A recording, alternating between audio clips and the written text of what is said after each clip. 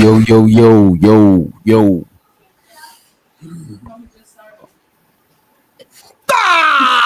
Let's go!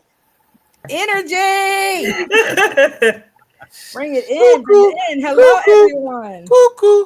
Lord. Hey, what's good? What's good? What's good? What's the deal? What's the deal? What's the deal? It's your man, Easy Bands, aka Israel Mills. You know the drill. This is Tough Talk Thursday. Let's get it. Let's go. Let's get it.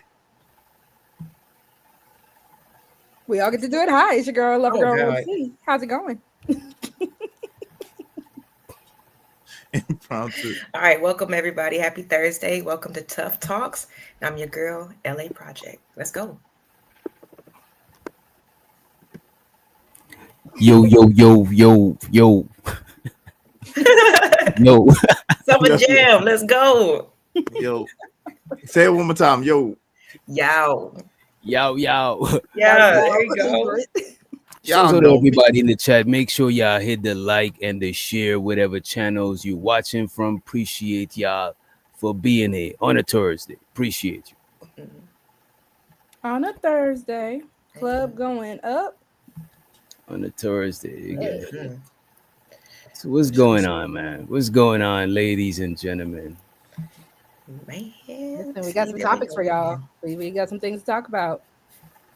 Yeah, we definitely do. Where y'all want to kick it Women. off first? What y'all talking about? Y'all want to pop it off with the thick women in the workforce? Want to talk Appropriate dress and was it professional versus experience versus theory? Yeah, we get in with that one. That's gonna be a dope. That's gonna be a dope one. We get in with that one because there's a lot of directions we're gonna go with that one, I guess. You know how Shimon do. I think more so already. Damn. Yeah. The opener is definitely going to be the thick ladies, professional dress. You know, I think we were talking a little bit about what is professional versus what's appropriate. Because I think that is also something that's discussed, especially, I think a lot of us, for the ones who have children, we have to think about what our children are seeing, especially when they do go to school. Okay. So I think y'all want to take it off there. Let's get the men's opinion first. Take it up there. I think a lot of people do get it confused, especially our young ladies that's doing the teacher situation. They are getting confused what is a cocktail dress and what is appropriate to be teaching young kids. Yes, if you are voluptuous, yes, you can still wear a dress. However, it shouldn't look like a cocktail dress. It should not look like you are going to happy hour after you teach the kids. It needs to be appropriately buttoned up to where the kids are still learning and the parents are still not going to be looking at you all crazy. Like, what is she wearing? Like, she should not look like she just came from the club or she's about to go to the club. You should look like my child's teacher. I should not want to holler.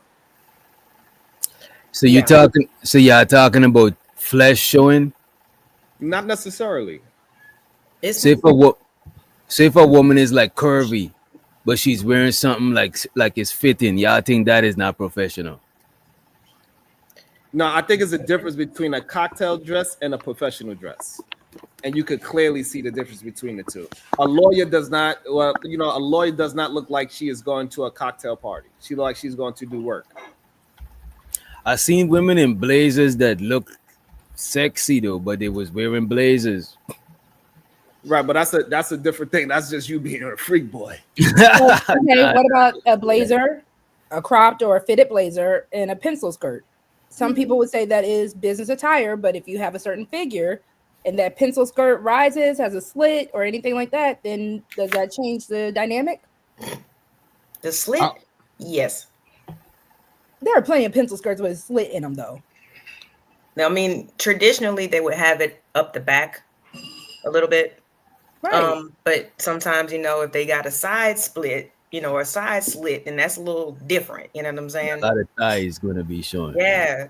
I mean, traditionally, if you get like a suit combo, I guess, like for a woman, it would come with a skirt, a blouse, and a blazer, right? But like I said, that slit would be up the back for the pencil skirt, just so when the woman walks, she doesn't actually like rip her fabric, but not on the side.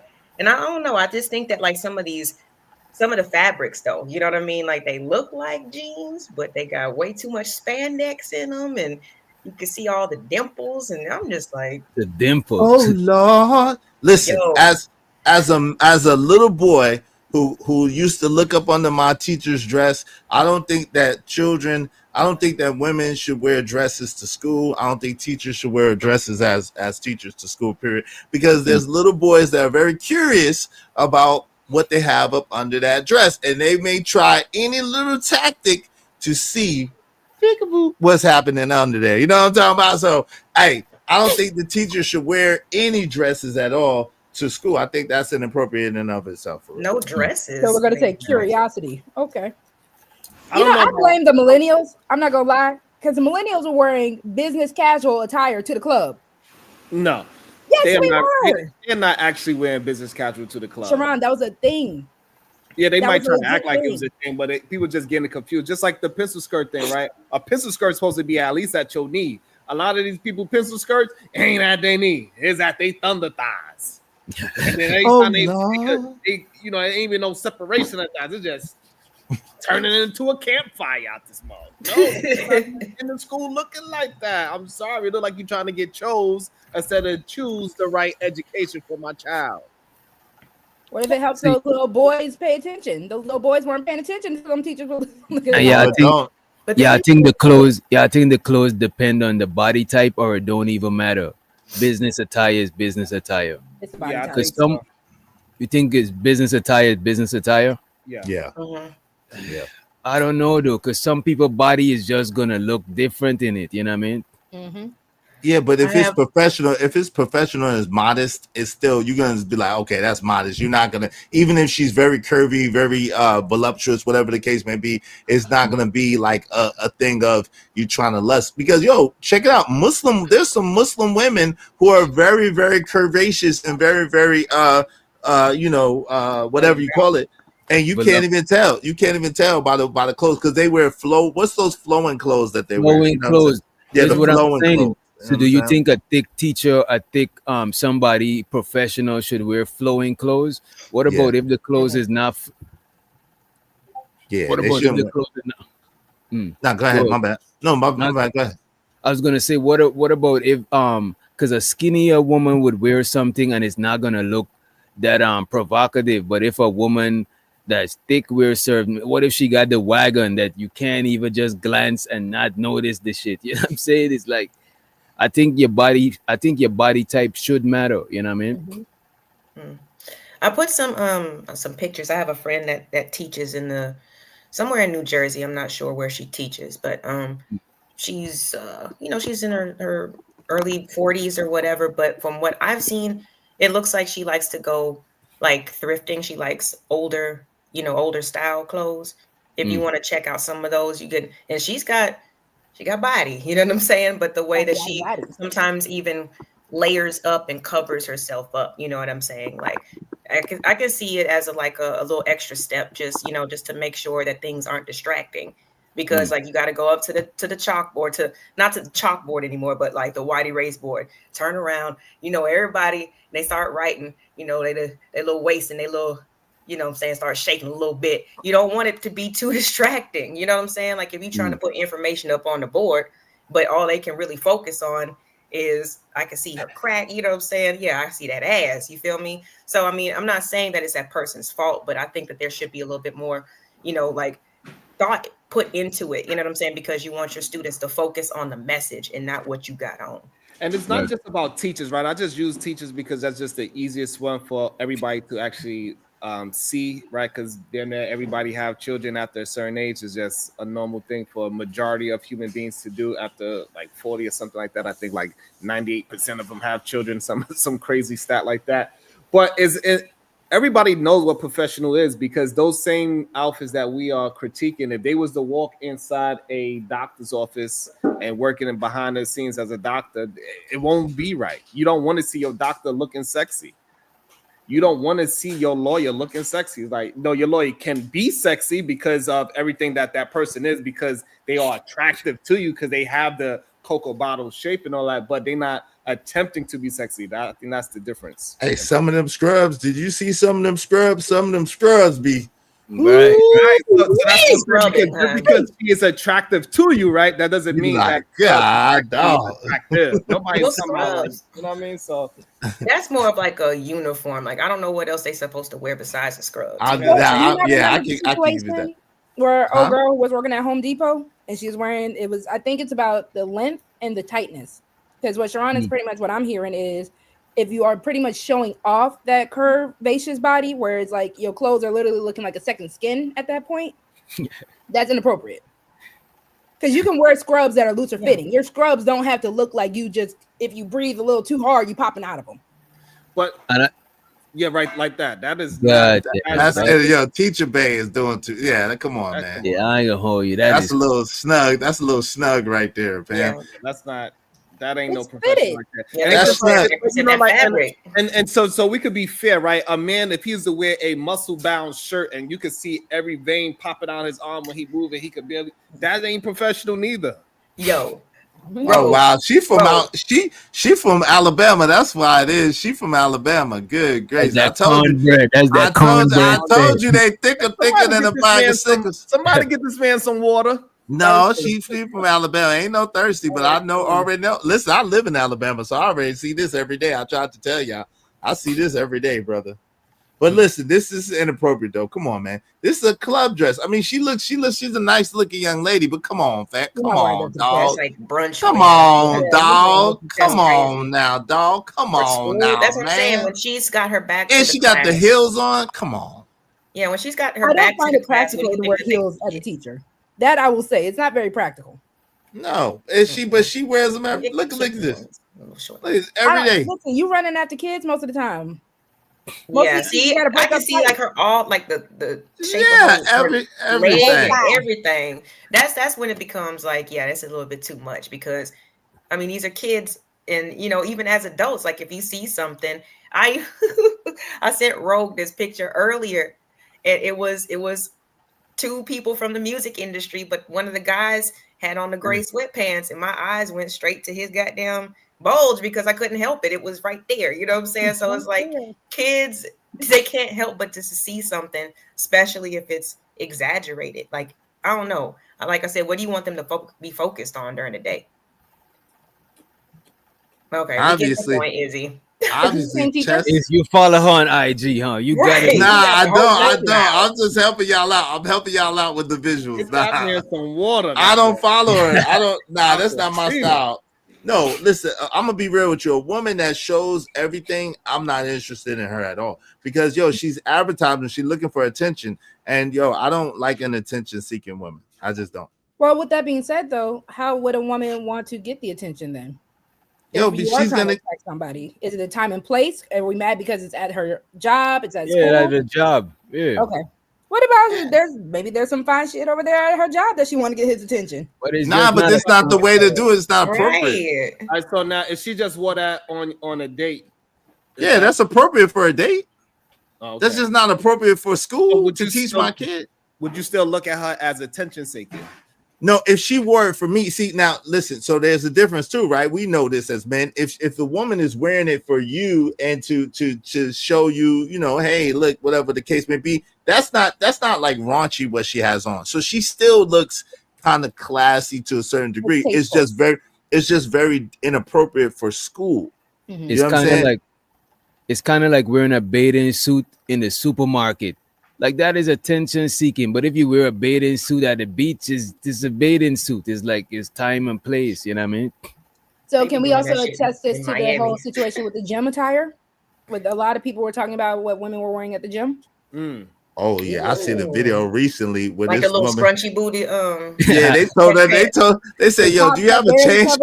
They asked her. They said, "Do you have a change of clothes, ma'am?" She said, "No, I'm not changing." They like, "Look, you got to go." Well, where does it say it? Right on the wall, ma'am. She had her butt cheeks What out. did it say?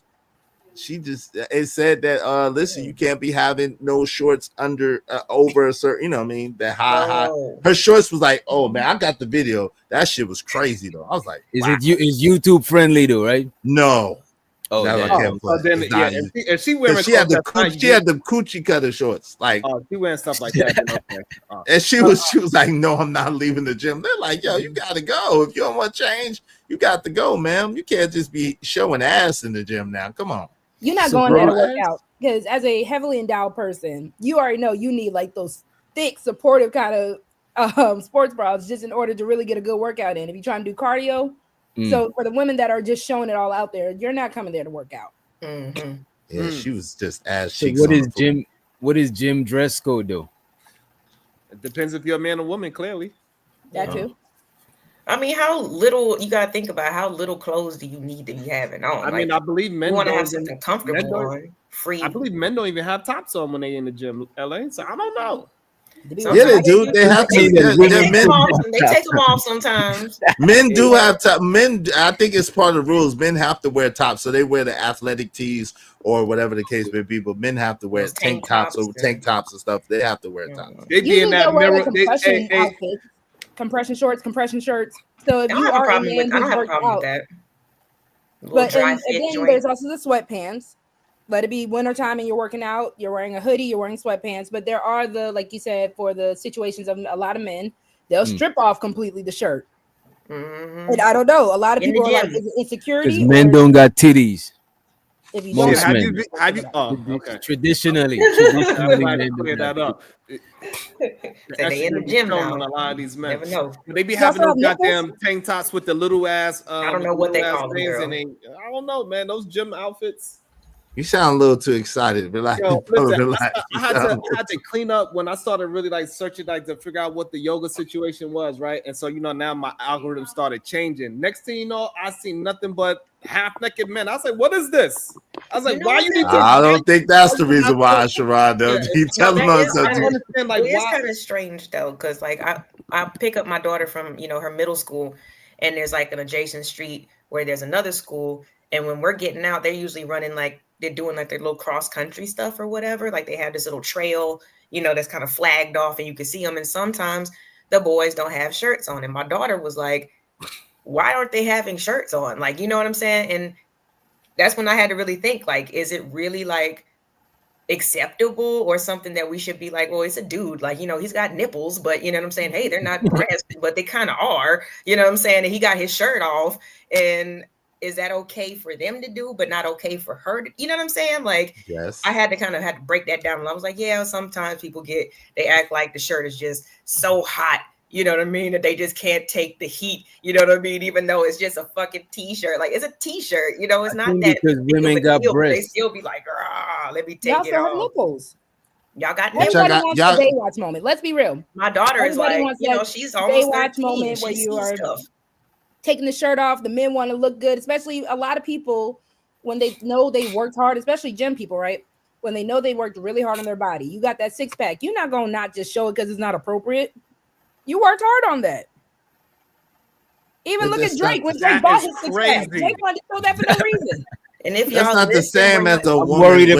I'm worried about. Yeah, that's not. Yeah, she want to let them ladies out, is what she's saying. In other words, she wants to let those ladies loose. Like, because most people act like they don't even know what to do when you see just an inch of cleavage. Wardrobe slip.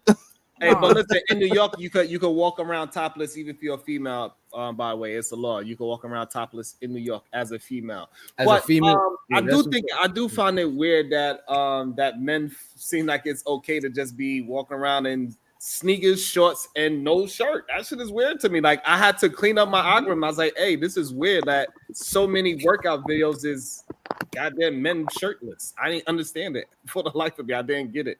And it's clearly is a normal thing, especially in summertime in New York City. Izzy understands this.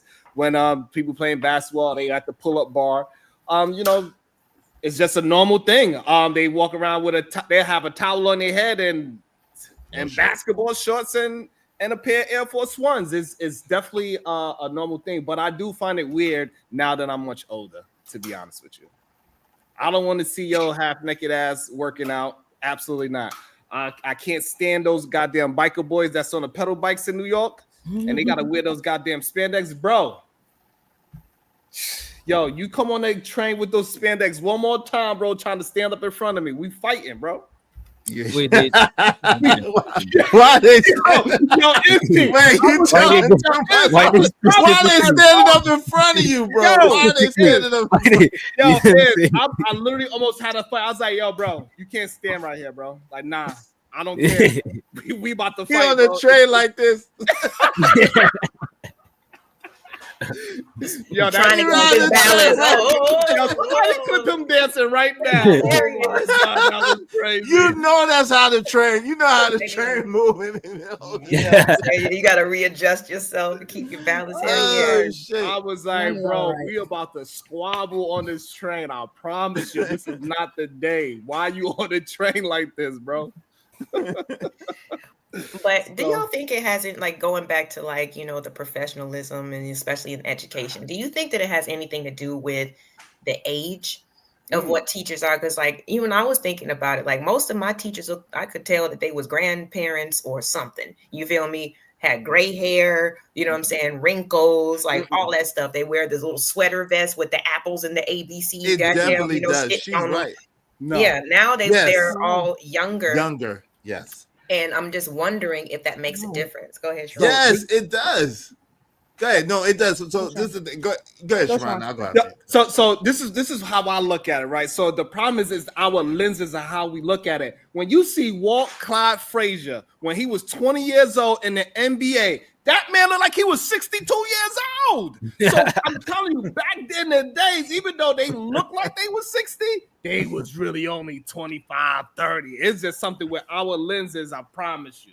But they have, but the point that I think she's making is that they were still, even maybe they weren't 60, maybe they're 50, but they had grandchildren, they had responsibility, they were modest. So a lot of these younger teachers, these teachers are younger in their 30s, in their late 20s, and so they're dressing more free, they're dressing more their age, and they're looking young as well. Because I'm gonna be honest, I caught myself saying, damn, why my teachers ain't never looked like that? Shit, when I was in school, all them bitches was old. And they ain't look good at all. Even like office, shit. Even office wear, because I think that shit is before the sexual revolution. And, oh my bad, I didn't see your hand. I ain't seen your hand. I ain't gonna lie. And we talking about teachers. The counter is covering her. And we didn't see her raise her hand. And we talking about teachers. That's crazy. I'm trying to be polite and not jump over people. But no, it has nothing to do with the age. Most teachers started at the same. When you go to the Little House on the Prairie, most of those teachers started at the age of 20. Right. I don't think it's the age as in the.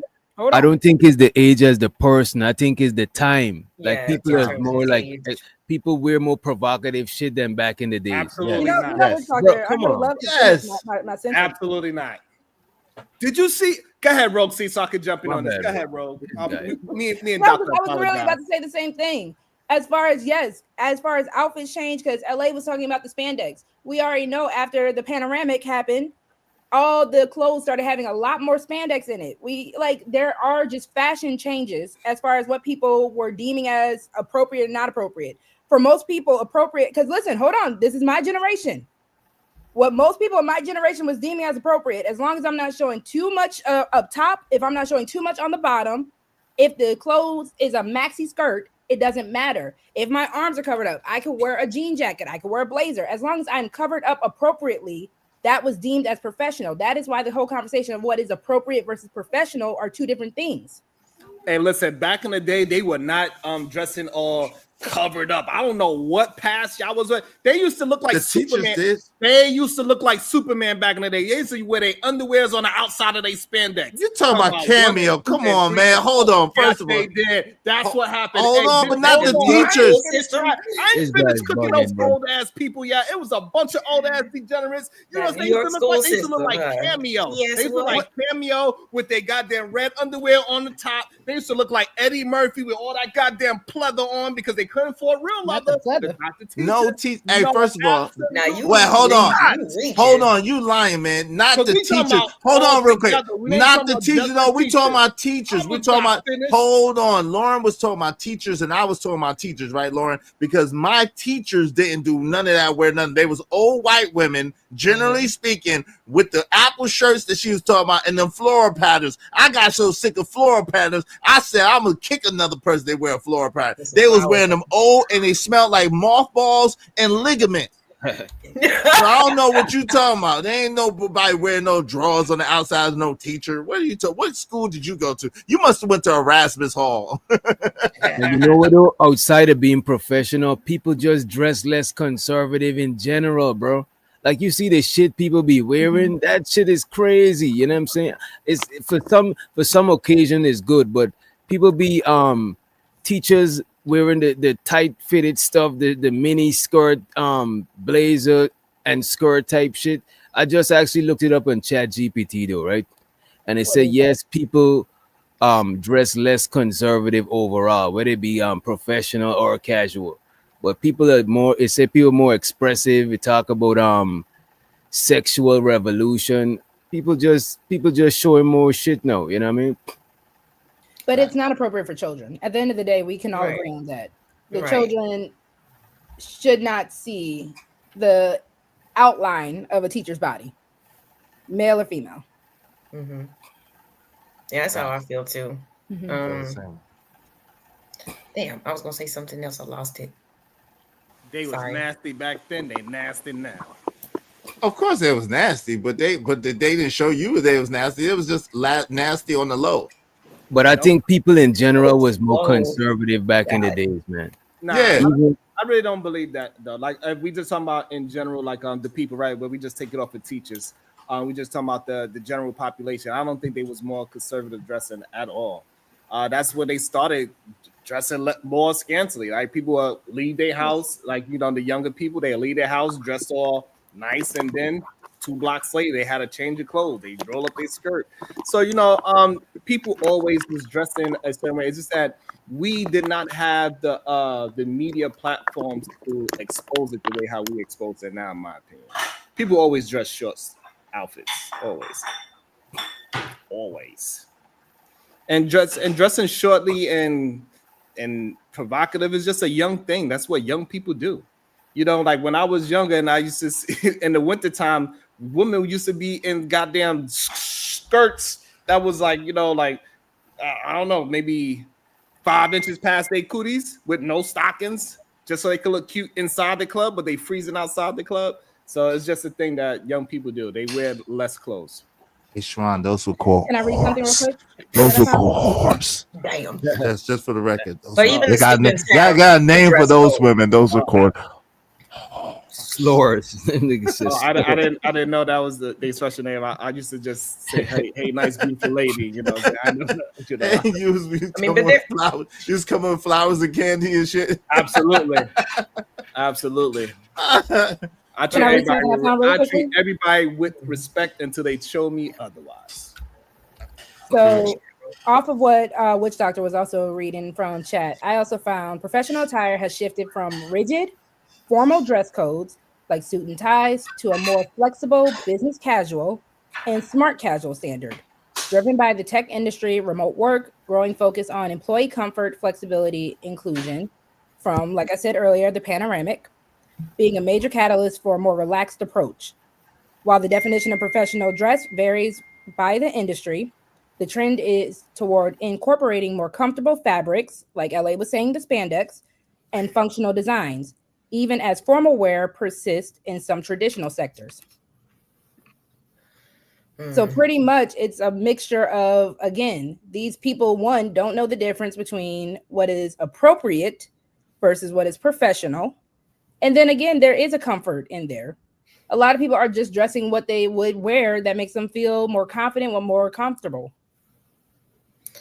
But it makes me think as well, because I moved away from a small town because I wanted more diversity and things like that. They had a problem, even the students have a dress code, you know what I mean? Mm-hmm. If the girls, if they're wearing shorts or skirt, their hands, it can't pass. Yeah, the fingertips, like there's a standard because, and especially around, I like that, the panorama. Is that what you said? Yeah, around that time, when people were going back to school, it was even to the point where they had a problem with braids with beads in their hair and colors and things because it was distracting. So we gotta, we just gotta keep in mind, if you can have whatever else in your closet, but when you come to school, your job, where your whole main focus is to educate and have, like I said, these people focus on specifically the subject matter and not you and what you got on, why not, get some, just a standard little, what you call uniform, have you a pair of navy slacks, black slacks, khaki slacks. Same thing with, with certain skirts or whatever. Rotate them mugs, because I'm telling you, I would feel totally different if you went to meet the principal of the school and she was dressed like that. Which some are.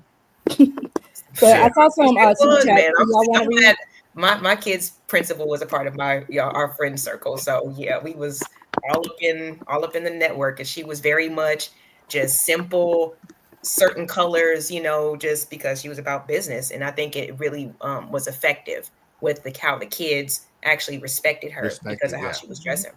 Yeah. Did y'all want to read the super chats before we get too behind on them? Oh, we got some. Let's read the super chats. We got like what, 5 of them? Right. Let's do it.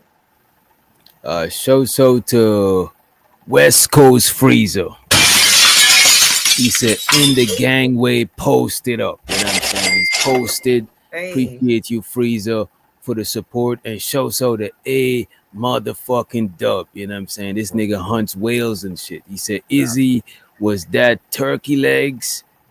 I was 20 from my 20 inches from my screen. Oh, 20 inches from my screen. He's talking about the pictures. A-Dub, go away. Step away from the lotion, bro. Step away from the lotion. Back up. Go get back in that water. I appreciate you for the support, Brody. Show to Chanel's reality. She said, hey, favorite doctor. Hey, Rogue CNLA. Appreciate you. Nobody else is really important. Wow, really? That's how you feel? Yeah, Chanel. Wow, that's crazy. She said, leave Drake out of this. What? At least Drake, man, shirtless, man. Wait a minute. I don't know, Chanel. Those little fake abs. Those right. Hold on, which doctor? Was your implants? Was your English teacher, your reading teacher? Was they wearing scantily clothes or? Yeah, definitely. Oh, definitely. I can tell by Reading Rainbow. No, I know he was focused on in English. I know Sharon. Yeah, Sharon. We'll catch him up. He'll slip up. Wait, for a man that don't read his own super chats, I know he ain't talking. Come on now. I did want to say thank you, because when y'all had y'all moment last week, I didn't get to say thank you for a Cash App that I received. Okay. So we're gonna take it back to last Thursday real quick. Thank you, Melvin. I'm not gonna say your full name. You had donated $5 as a super chat or a Cash App as well. So thank you.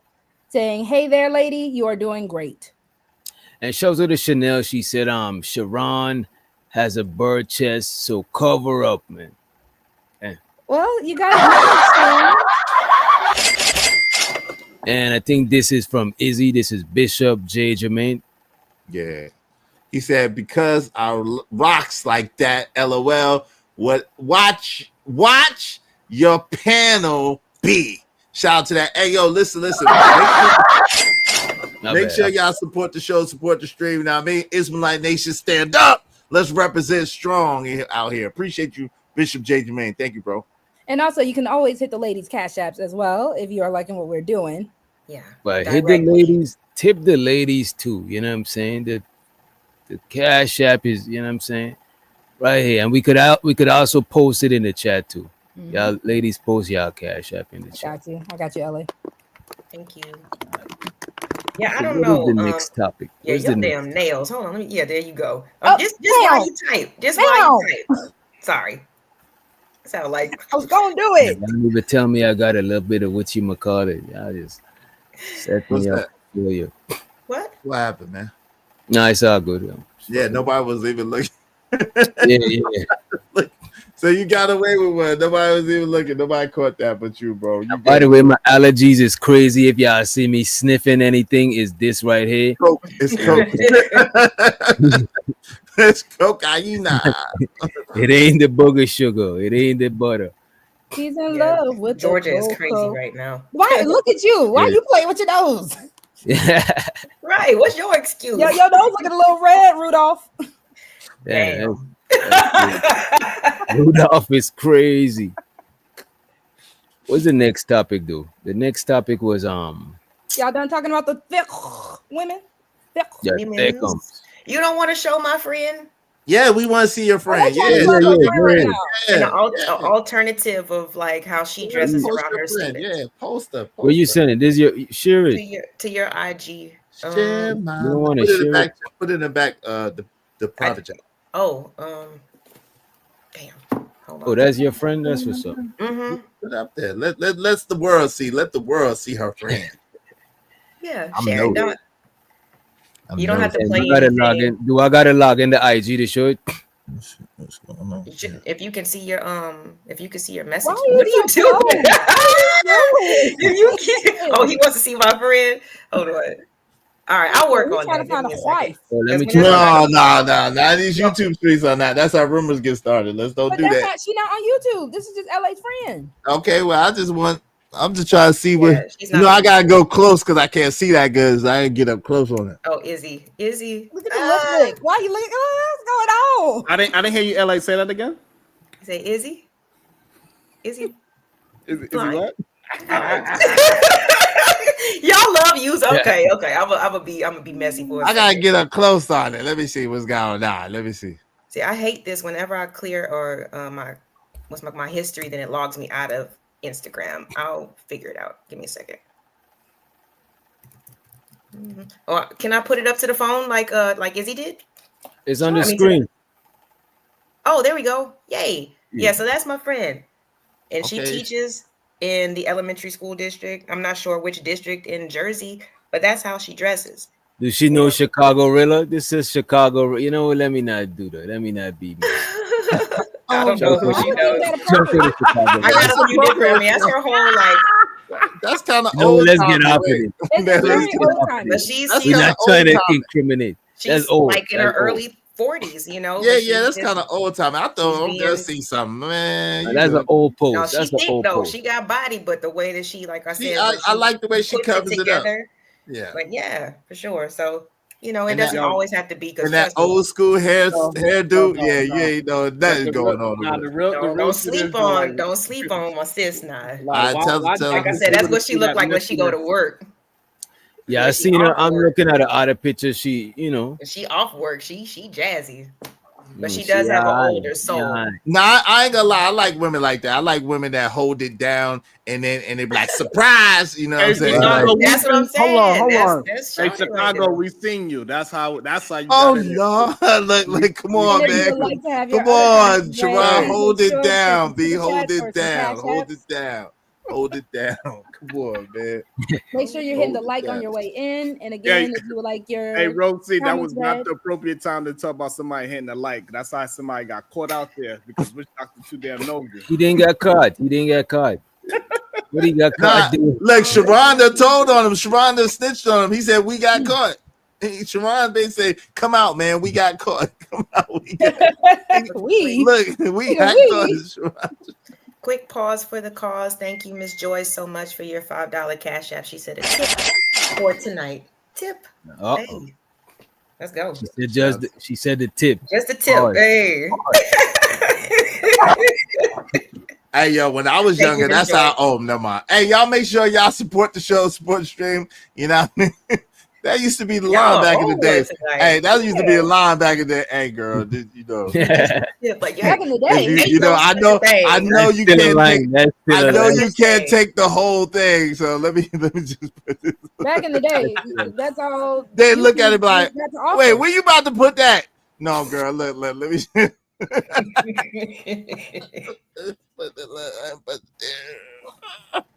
And then before you know it. Pineapples. This is getting weird. Yeah. All up and through there. Okay. Ooh, yes. Okay. Chicago really does know her. Yeah. You see this guy, Sharon, bro? Coach K used to manage her. Yeah, she used to rap. Who Coach K? Coach K. Jeezy Coach K. Oh, I thought you talking about Coach K from our space. No. Oh, also, thank you. Coach K was Jeezy's manager when he first came out. Thank you, Miss Joy. Again, thank you so much for the love for the ladies. Thank you, Miss Joy, for the $5 cash app as well. Tip for tonight. Thank you. All right. I think she does a really good job because, like I said, she's a very attractive young woman. She was in the music industry, but now since she's, when she goes to the museums and she goes out and about in town, she's different. She dresses different, but when she's in front of her students, she wants them to focus, and I appreciate that about her. So and I think that's the whole point. Because, you know, all jokes aside, when it comes down to the kids, you do want to make sure that they're gaining the information. Because I don't think it's really anything outside of just people.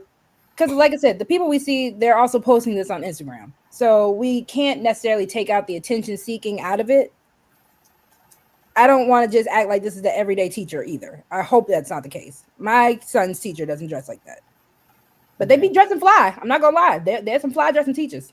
So, okay, let's just say hypothetically, little man's going to the next grade and his teacher does dress like that. What would your first thought be? Or what would you do anything? Would you say anything? Would you ask for him to be switched to a different class? Because parents can do that. I don't know why they think that they can't. But you I would just ask if we could just switch classes.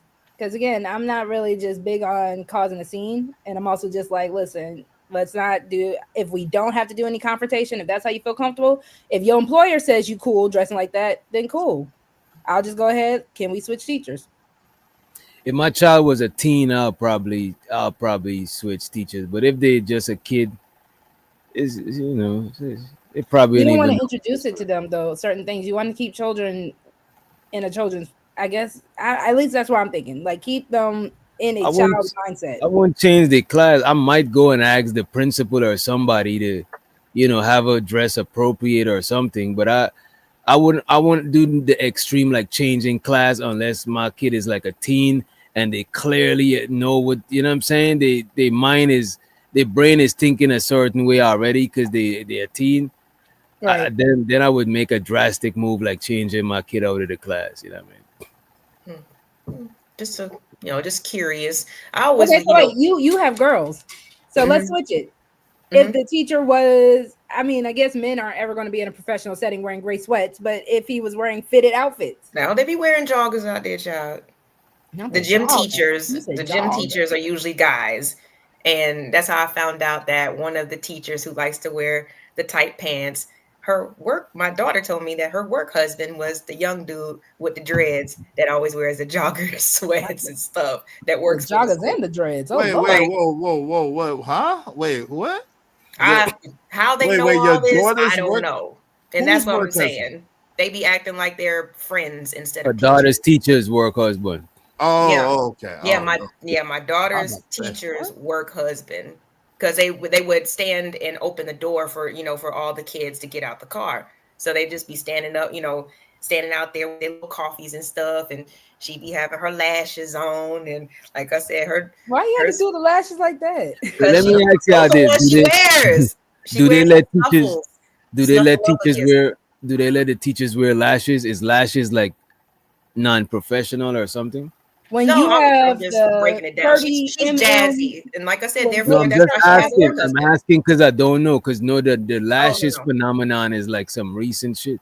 When they start they're not recent. Lashes have been around, but when I'm talking about the lashes epidemic. The lashes epidemic. Everybody didn't have. Oh, yeah, you got it. No, only certain women used to wear lashes. This is what I'm saying. It wasn't everybody wasn't rocking lashes, but I want to hear. You know what I mean? Again, yes. Most of these women nowadays, that is a part of a regular beauty routine, whether it's the strip lashes you put on yourself, or if you go get them professionally done. There is an appropriate length and an appropriate thickness of the lashes. The ones that you're seeing where they are just looking like butterflies on somebody's eye, no, that's not appropriate. So how would you know before? How would you know before you go to work? Because you got a dress code. You know what you could wear. Do they tell you the length of the lashes? Do they give you like a chart or some shit? I mean, if you're buying your lashes, I mean, yes. To answer your question, long story short, yes. You can pick the thickness, the length. You can pick everything about the lash. No, I'm talking about your bosses at your profession. Do they give you do they put lashes in the dress code? No, it's not, because I work for the school system. No, that is not going to be part of the professional dress wear. But if your makeup is too loud, if your makeup is too exaggerated, your boss they do have the authority to come and be like, hey, you're kind of looking a little, I'm gonna need you to tone that down. Now, when their eyelids get stuck together, they're gonna think somebody did them wrong. You know what I'm saying? That's what I'm talking about. Like one time, I swear to God, if I'm lying, I'm flying, I don't got wings. This girl eye was stuck. I was like, see, that's what you get. Her eyes was stuck. She couldn't open her eye. I think I'm blind. I'm like, I don't know how to help you. The lashes stuck. Yeah, the glue stuck. I was like, hey, I don't know. Yeah, that's too much. I That's didn't going say too that for much. that to be the main focus. It was I just don't to know kind what of I can't help you. What to you give want you me the to do? overall vibe of Like the she, individual. So yes, the you same know way how with somebody looking at you, but they not looking at you. You're like, yo, what you want me to do? I can't help you. Like, what am I supposed to? I don't know how to unstick your lashes. I'm sorry. But that is part of the appropriate versus professionalism. There is such thing as appropriate or professional makeup. And I know what we said, but shout out to you for saying this. When you do wear your nighttime attire during the daytime, that is an issue. And that is coming from people who are in the beauty industry.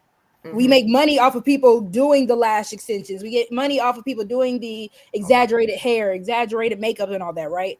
It's not appropriate for your work unless you are a model, unless you are, in other type of industries. But if you're a teacher, a lawyer, all these other professional style industries, no, you shouldn't have the 30 lashes. You shouldn't have the blue eyeshadow.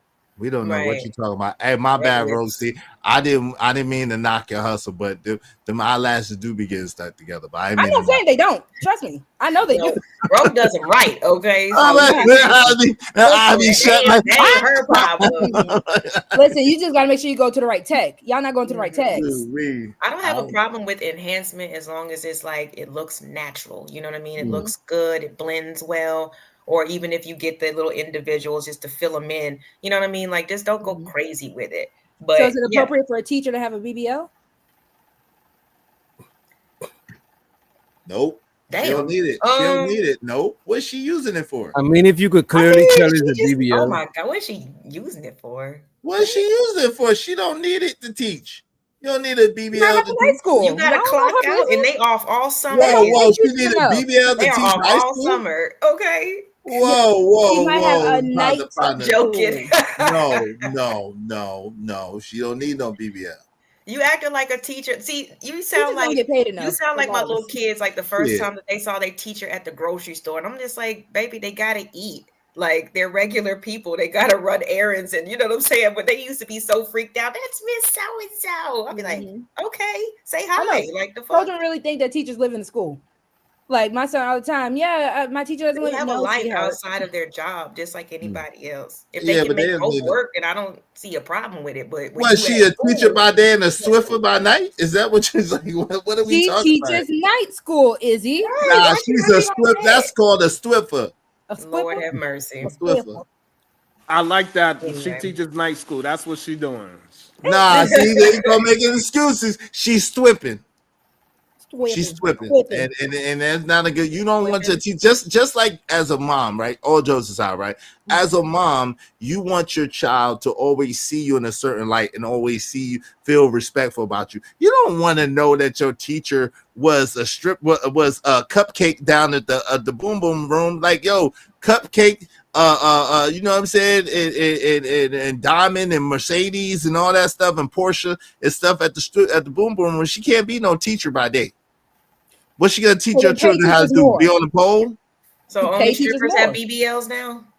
No, I didn't say all. To see there, y'all go with the bull. I'm just saying, you saying pay teachers more. That's what I'm hearing. Nah, what? They get paid. Yo, teachers get paid decent money, depending on where you live at. Yo, my homie's a teacher. He make like 70,000-80,000 being a teacher. And he's a regular teacher. Money is now hold on. Now, granted, it's in Chicago, so there's that. And when you put all that money back into the school, buying your school supplies and stuff like that, it is problematic. What school supplies? As a teacher, or what do you mean buying all school supplies? Teachers buy school supplies. Y'all didn't know that? Well, I mean, yeah, for the classroom. But if you're a teacher with older students, you ain't buying supplies like that. Like that's mostly for like a first grade, second grade, third grade. You know, younger kids. And even that, like they be asking the kids to bring Sharpies and everything, paper and all kinds of shit. Everything. I'm like Kleenexes. I'll be like, damn. Yeah, Lord, I'm like, am I trying? Are you trying to make me supply other kids? Like my kid don't need all this shit. Listen, North Carolina, we've had many teacher strikes just because the teachers weren't getting what they deserved as far as pay, and then of course you are demanding 20-30 kids for one teacher. That's a lot. There's a lot of discrepancies in the school system. Well, in North Carolina, they have a problem with paying the teachers, though. They have an actual issue with that. So in your part of the country, yeah, I can understand that. But for the most part, teachers, if they stick with it, they make pretty good money. Decent money, yeah. They make decent especially money. in the New York area. That's $100K. Cause y'all bad in New York. Yeah, well, we got top tier education. You jumping on the Chanel band. That's always like everybody kid ain't bad, goddamn. Like In New York, they are. talk about your own. Because I wish I would hear something about my kids from the school. What? Oh, you one of those parents? Wait, you one of those parents? No, I don't with my kids, but I get on them about like because I'm like, look, man, okay. Your teachers are not here to put up with your bullshit. They're not here for you to be calling them bro and all this other crazy stuff. They got their education. You're there to get yours, so you need to be respecting them. You know what I'm saying, and doing what you need to do. And if I hear otherwise, it's gonna be a problem. That makes sense. I thought you were saying something else. I thought you was going the other direction. Like if they tell you about your kid, you're gonna snap off on them. But absolutely, that's me. I will ask some questions. I'm that parent. If it's wait, you the parent that if a teacher tell your kid something about your kid, you gonna snap on the teacher? You goddamn right. You use a fool. I know my baby would never. My baby would never if that sounds like something that your kid would do, how you gonna snap on the teacher? You know your kid bad. You know your kid is irrational. Just like you. You know your child just like you, man. What you doing? Like you have fuss at the teacher because she. That's right. When they be like, they like, your kid, then we're gonna have to give them some X marks because they ain't do the homework. She ain't doing no damn homework. The hell wrong with you? She ain't doing no homework. Don't be sending my kids with no goddamn homework. Are you crazy? Do not send my child home with no damn homework. Well, listen, you doing the right thing about homeschooling. Like, hold on. You doing the right thing about homeschooling your kid because everybody got homework, fam. Come on, my man. Kid. Obviously, first thing the first thing to do, email. Don't send no homework. Email. See, that's why you need some nails. You gotta. Yo, I'll be like, listen, you know, my kid got a life after school. My kid gotta do X, Y, and Z after school. My kid cannot. Your kid would have got an F. My kid cannot be in your school being taught for 8 hours a day and then come home and then I gotta do an extra 2 hours of homework. And that's why you can't help him do the homework. And then after that, also I gotta make sure my kid eat for the night and my kid gotta bathe. When do my kid get time to be a kid? Absolutely fucking on the weekend and on the vacation. Absolutely not. No, do not look. I'm like, do not send my kid home with any more homework. Is going directly in the trash bag. F. That's why that you had to homeschool your kid because you was trying to get your kid kicked out of school. F. Right. F. See, the way I was raised, if you well, probably after, like, especially when I got like into middle school, right? Because that's when you got to start actually trying to formulate and get your life skills down. So the way my parents were, if school comes first, because you gotta, you know what I'm saying, there's certain things that you got to do in order to get to the next level, right? But if you want to add in something like sports, whatever, that's fine. You better be able to handle that shit. You know what I'm saying? And if you don't, and if your grades start slipping, you're dropping your activity. You got to be able to handle both because in life, you got to handle many different things at the same time, Sharon. Hell no. Yes. Hell no. Yes. Shit, I was able to handle it. You'll be surprised what your kids can do. Hey, listen, if my kid is excelling at whatever that extra activity is, and that could set them up for their life, and school is going to be the one thing that's hindering them, fuck you in your school. That's like me saying, you know what, daughter, I know you're in when JP say and accelerated everything, but let's focus on volleyball. Like that kind of sounds silly. We can focus on both, and if you focus more on volleyball than your school, you will have to drop volleyball. I'm sorry. And look at this. When JP say fuck school, yeah, but Sharon could say fuck school. That is crazy. This is a double standard. This is definitely a double standard. This is definitely a double standard. Absolutely a double standard. And homework is reinforcement of what you learned during the day. Absolutely. And you gonna do that shit by yourself.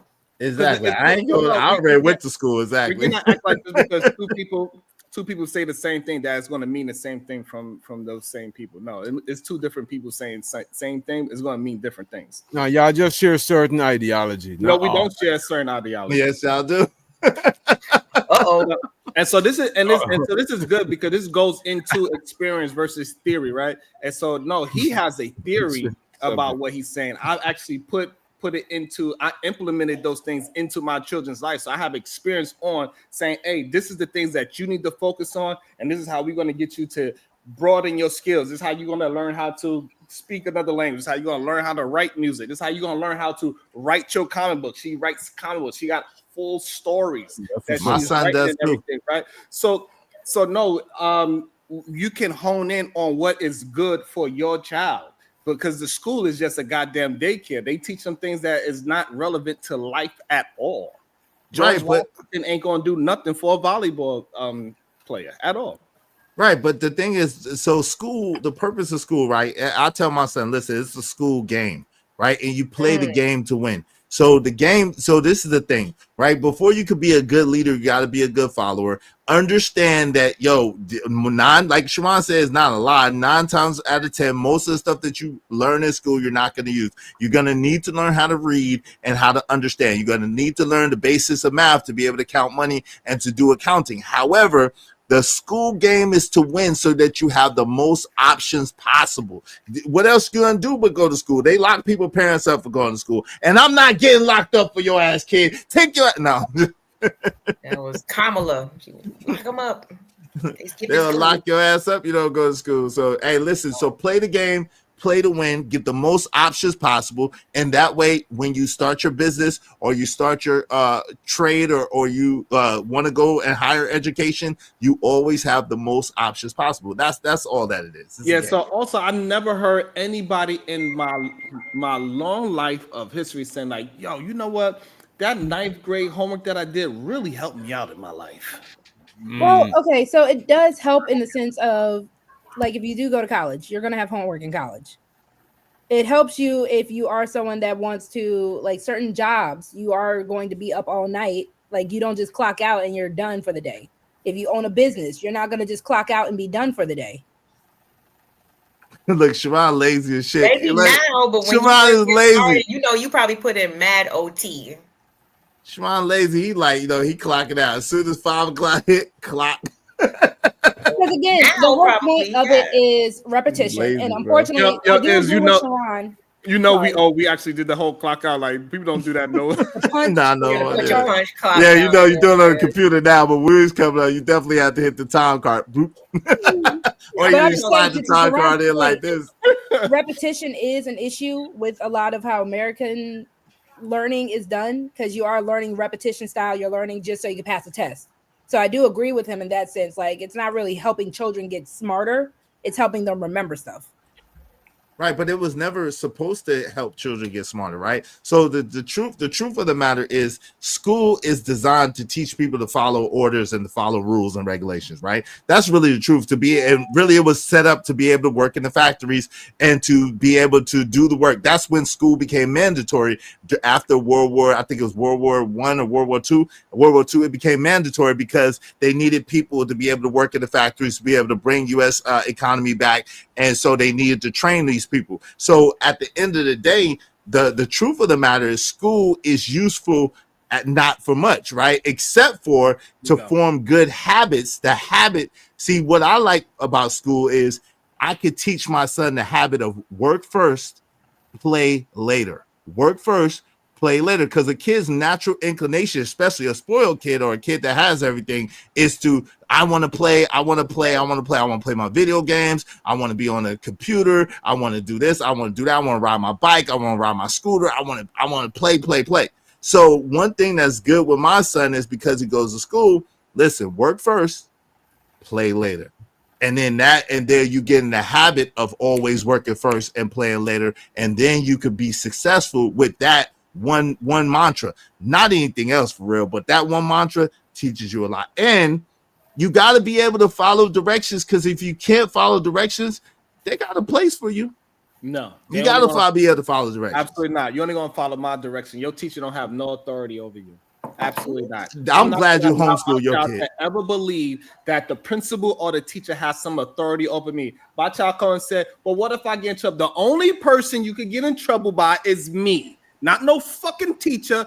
Your teacher don't have no authority. If your teacher's doing something stupid and degenerate, you better go ahead and say something, because you're not going to allow no grown-up to take advantage of you because you think they have authority over you because they grown. No, only your daddy and your mama you can get in trouble by. It's good that you homeschool Everybody else. Wait, it's good that you homeschool. Hold on, everybody else is just their opinion, and we don't care about that. Nah, yo, it's good that you homeschooling your kid, because that is the worst attitude to send a kid to with school, because that's an entitled attitude. So I teach my son to respect the teachers. Now, of course, I say, listen, if they ask you to do anything immoral, anything illegal, or anything outside the scope of what you feel comfortable doing, you don't do it, and then you make sure you come to me and you tell me about it. That I do tell them that. But as far as like bucking up against the teacher, telling them that the teacher don't have no authority or whatever, that's a bad way. Well, my daddy said exactly right. Exactly. That's terrible. Hey, well, what happened? You want to call my dad? Yeah, call my dad. You ain't going to, because teachers try to play that game too. You want me to call your daddy? You want me to call your parent? And the teacher be like, my daddy. Call my mama. But I don't want my child to ever think that means that you are in trouble and you got to try to do something to please the teacher. No, call my daddy. Yes, call him. Get his ass on the phone right mother effing now. You cursing? Whoa. Cursing at your black ass. Get my daddy on the phone. Because people don't realize, like, this is what people, a lot of manipulative grown folks, they would use that to try to get kids to do something. Don't make me tell your dad. Don't maybe you want me. I understand what you're absolutely saying, not. My child is going to understand. I'm the only one. Okay. Listen, if that's working for you, that's working. That's what's up. His kid is at homeschool, so he's just talking at this point. No, I think that's why he homeschool, so he don't got to do all that shit. Right. But I'm not my parents sent me to school, but my mom wishes a motherfucker would. You feel me? Like, she definitely grew up with the, getting the hit with the rulers and paddles and all kinds of shit. She wished a motherfucker would put their hands on me. But you going to school. I also want to let y'all understand. And if somebody starts something with I got that shit. I got whooping in school too from teachers. You know what I'm saying? My parents don't go for that. Hey, look, and so I also want to make sure it's understood that I also had children very young too, so I didn't have the ability to homeschool my kids. And I told my children, you have a problem with your teacher, tell your teacher to call your daddy. Don't allow the teacher to threaten you with me. I'm the authority, not the damn teacher. You call me, say, hey, no, this is what's happening in school. All right, let's go have a conversation with this teacher. Because I know my goddamn kids anyway, like LA said. I know what my kids is doing. You know what sound right and what don't sound right.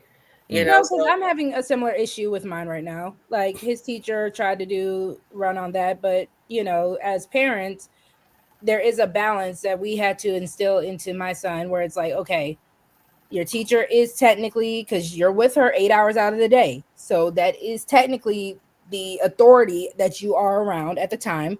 But when she hold on. But when she starts acting out of order, then me and his dad, we're gonna go ahead and step in. That's never an issue. Okay, it's just a matter of when I know, like, there was a situation where she told our son that you lied on me. I'm like, my son would never do that because he doesn't even know that. He's 6. So no, we had to step up and we had to buck up and we had to be, listen, no, we're his parents. We'll work with you. If he gets disrespectful, we'll correct it. But we're not going to just have you lying on our child. So I think the problem that I have is this, right? I look at teachers as I'm paying them. You work for me. I don't work. My kid don't work for you as no damn teacher. You must be out your mind. If I pay a tutor to come to my house and tutor my kid, guess what? I get to tell that teacher what she can say to my child. That teacher does not have no authority. But that's what I'm saying. That's how I approach public school as well. You are it's a privilege to teach my kid. You crazy? You should go play You should go and play lotto because you got my kid in your No, they didn't. I know they hated the day. I know they hated the day. They dreaded the day. 15 of them, like, exactly, with demanding ass parents. That shit is crazy. Hey, shout out to Bishop JJ May with the $10. Y'all are laughing But if the situation was reversed, F out of here. Thank you, Bishop JJ, man. I appreciate you, man. Y'all make sure y'all support the show, support the stream, support your favorite content creators up here. Hit the like button on respective channels. Give the ladies some cash apps, man. Support the show. Appreciate y'all. And shows her the Chanel's reality. She said, Mr. Witch Doctor and the ladies are the best part. Where's the tough talk, Mr. Easy and Sharon? You know what I'm saying? I don't appreciate you, Chanel. So to Taylor Bell, appreciate you, Taylor Gang. He says, show so to the best show on YouTube. Getting together from Voltron, Easy, Sharon, Doc, ladies, and the chat. Salute, enjoy the show. Appreciate you, Taylor Gang. And show so to Chanel's reality. She said, show so to the teachers. They are managing y'all badass kids. Like that's Sharon kids, you know. Sharon is actually homeschooling kids. So yeah, everybody else. That's another thing too. Like my child acts all right. People think that that when you do the right thing with your kids, that you also got to be very aware of that too, right? Your kids is around some badass kids, right? And it's a bunch of little kids in there that's biting other kids and shit, and they get away with it. Nah, F that. That shit ain't happening. No, punch that little motherfucker in the face. Oh, yo, wow. You did the right thing. Yeah, homeschooling is the best bet. Homeschooling is the best thing for you. You did the right thing, brother. You did the right thing. You're a terror, bro. Like, I ain't having none of that. Nobody's gonna take it. Because can they lock you up if your kid? Yes. Can they lock you up if your kid do some shit like that? Yes. No, they don't. No, they can. Yes, yes, they can. You can't lock the kid up. The kid is a kid. How you gonna lock? Depending on what that kid. And your kid bit my kid, so he got punched in the bit the kid. Yes, kids be biters and all kinds of stuff in there. Y'all don't really like this. How you y'all listen. And I'm glad he's very involved in the school part of his kid's life at this point in his life. That's a blessing, because when we was younger, it was not so easy to do such a thing. But listen, when you start going to these schools and you see how these kids interact with your normal kid, it's a problem, bro. Damn. It's a lot of kids that they mother took Tylenol, and there's a lot of it. Damn.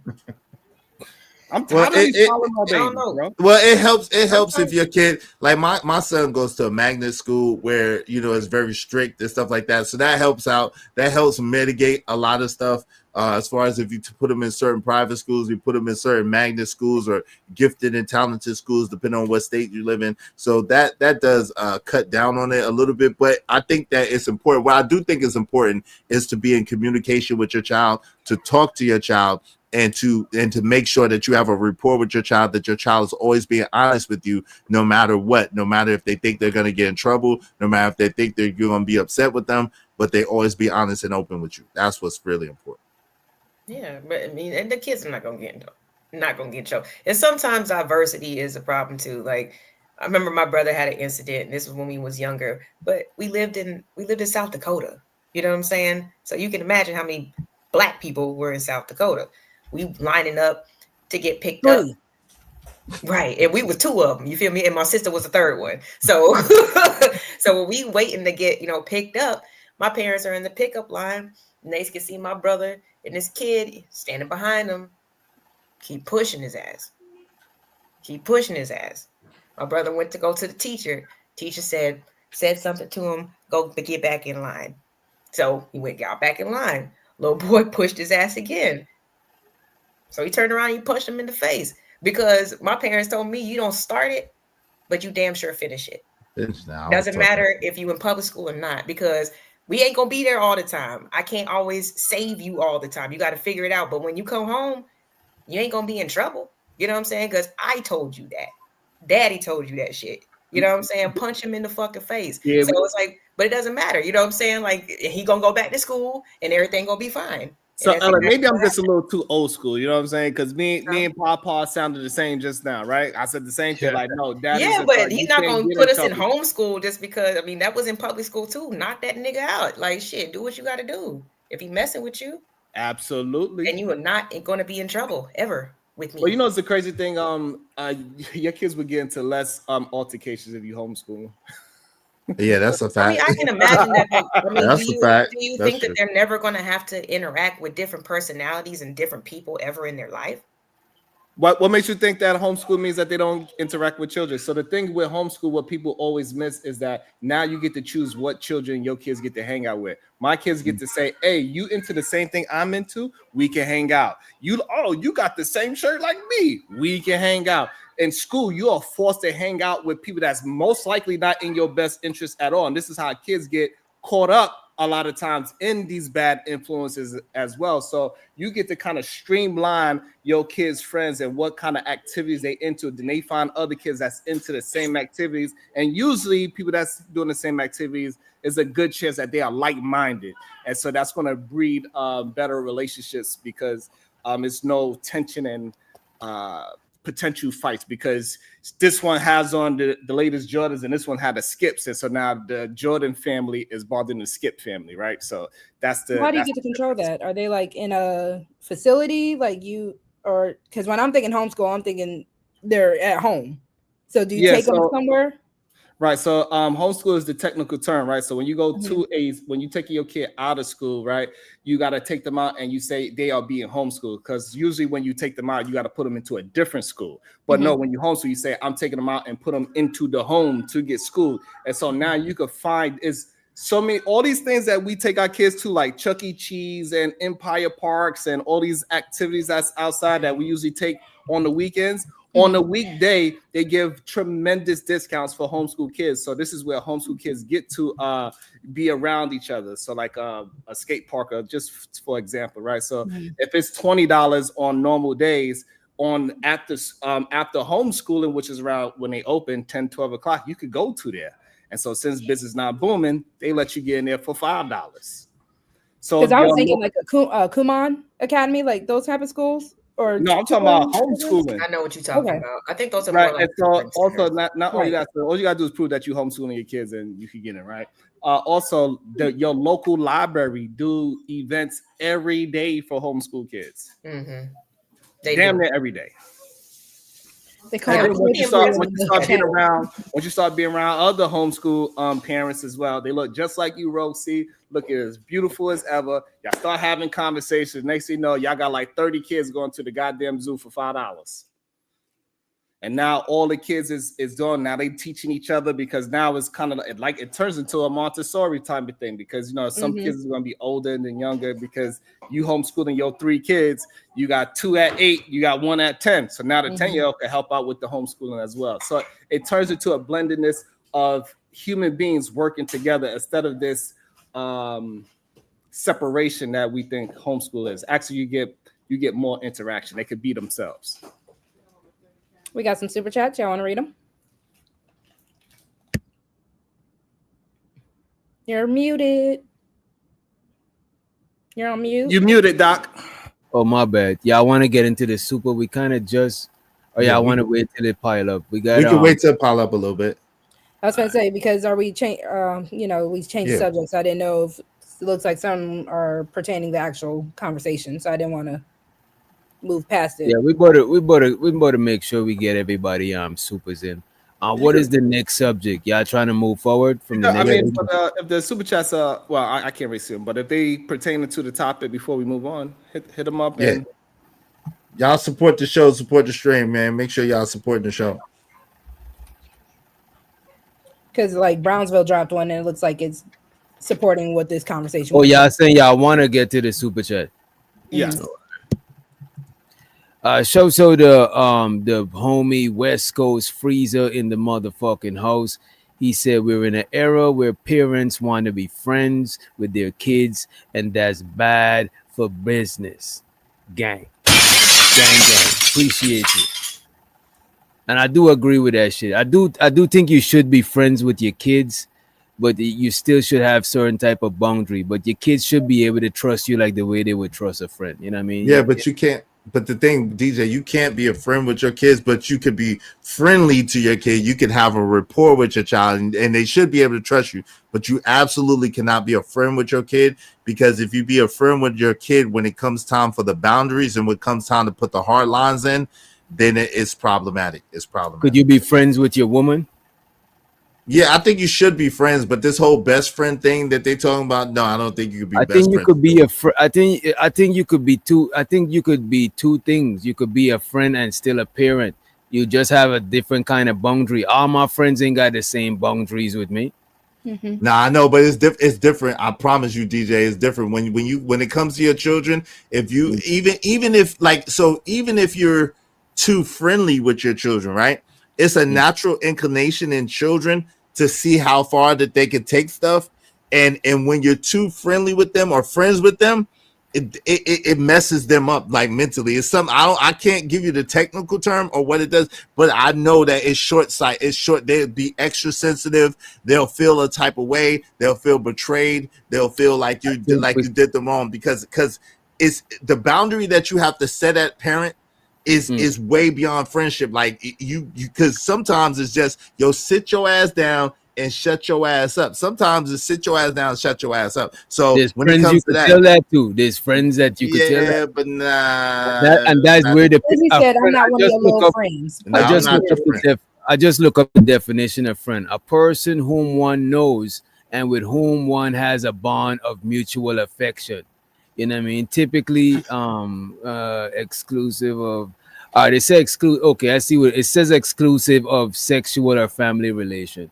So you got a point. So that means you and your brother or your sister can't be friends. They're your brother and your sister. Well, I mean, you friends. You could be friends with your brother because if you could be friends, if you but could listen, be friends but y'all are more equal. You could be friends with your kids. No, it's not because friendship is an equalizer, and that's what you fail and realize, right? When you're a friend with someone, you're on equal terms with them. You can't be on equal terms, especially now. Maybe later on in life when you're like 60, and your kid is like 40, like y'all could be cool, y'all could be kind of friendly, but like when your kid is a kid, especially like teenager, and you got to get in their ass to make sure that they are safe, to make sure they're all right, to make sure that their life is not taken or that they don't do no stupid shit, like you can't, there's no room for friendship. It's not.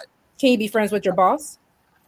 I don't recommend it. I don't think a boss should be friends with their I employee. think I'm wondering if it's like an authority. No, I don't think bosses should be friends. No, usually they say that your boss, you should never be friends with your employees because again, that line is hard to set when you're a friendship because that's an equal friendship is an equalizing that's what I'm saying. term. It's the authority.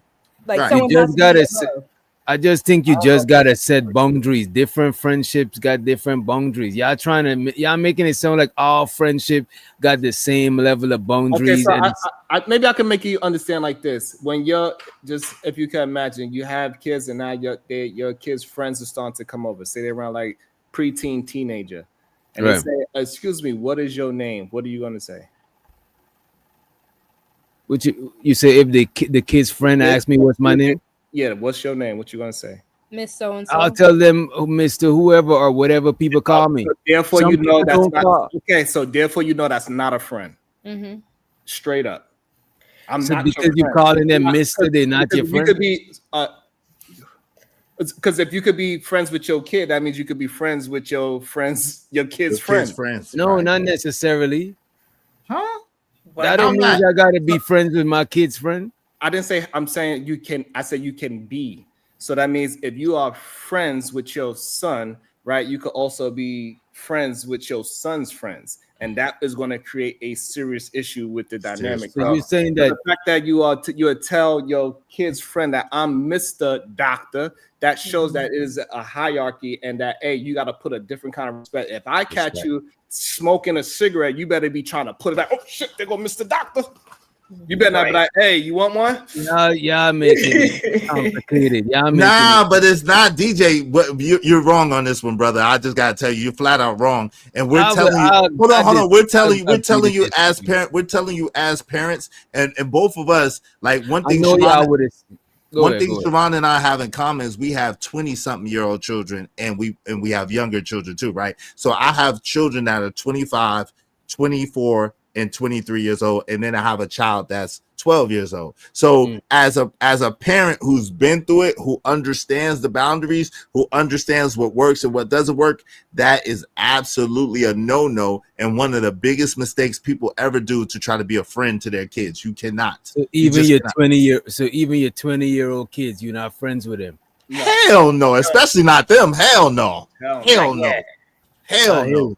Them niggas die because they get a little dish. You know, when you be too friendly with them, they get shit twisted real quick. You gotta let them know. Friendly. This is what I'm saying. Is levels of friendship. But you got, I'm saying, what I'm saying is, see, familiarity breeds contempt, right? Mm-hmm. And so, as a parent, right, there's a certain mystique that your parent should have with you, the same way, like the creator has with you. There's a certain mystique that your parent should have with you that you don't want to cross certain lines or certain boundaries because you have a certain respect for them. The more your kid is around you and like your crew or like your peoples, see, this is another thing.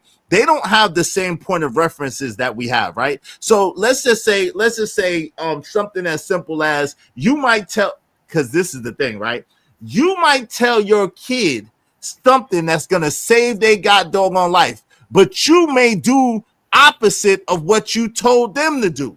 Because what you told them to do was right for them, but it's not right for you. But a kid, if you their friend, they don't understand that shit at all. They don't get, they like, but you just told me this and you did that. Do as I say, not as I do.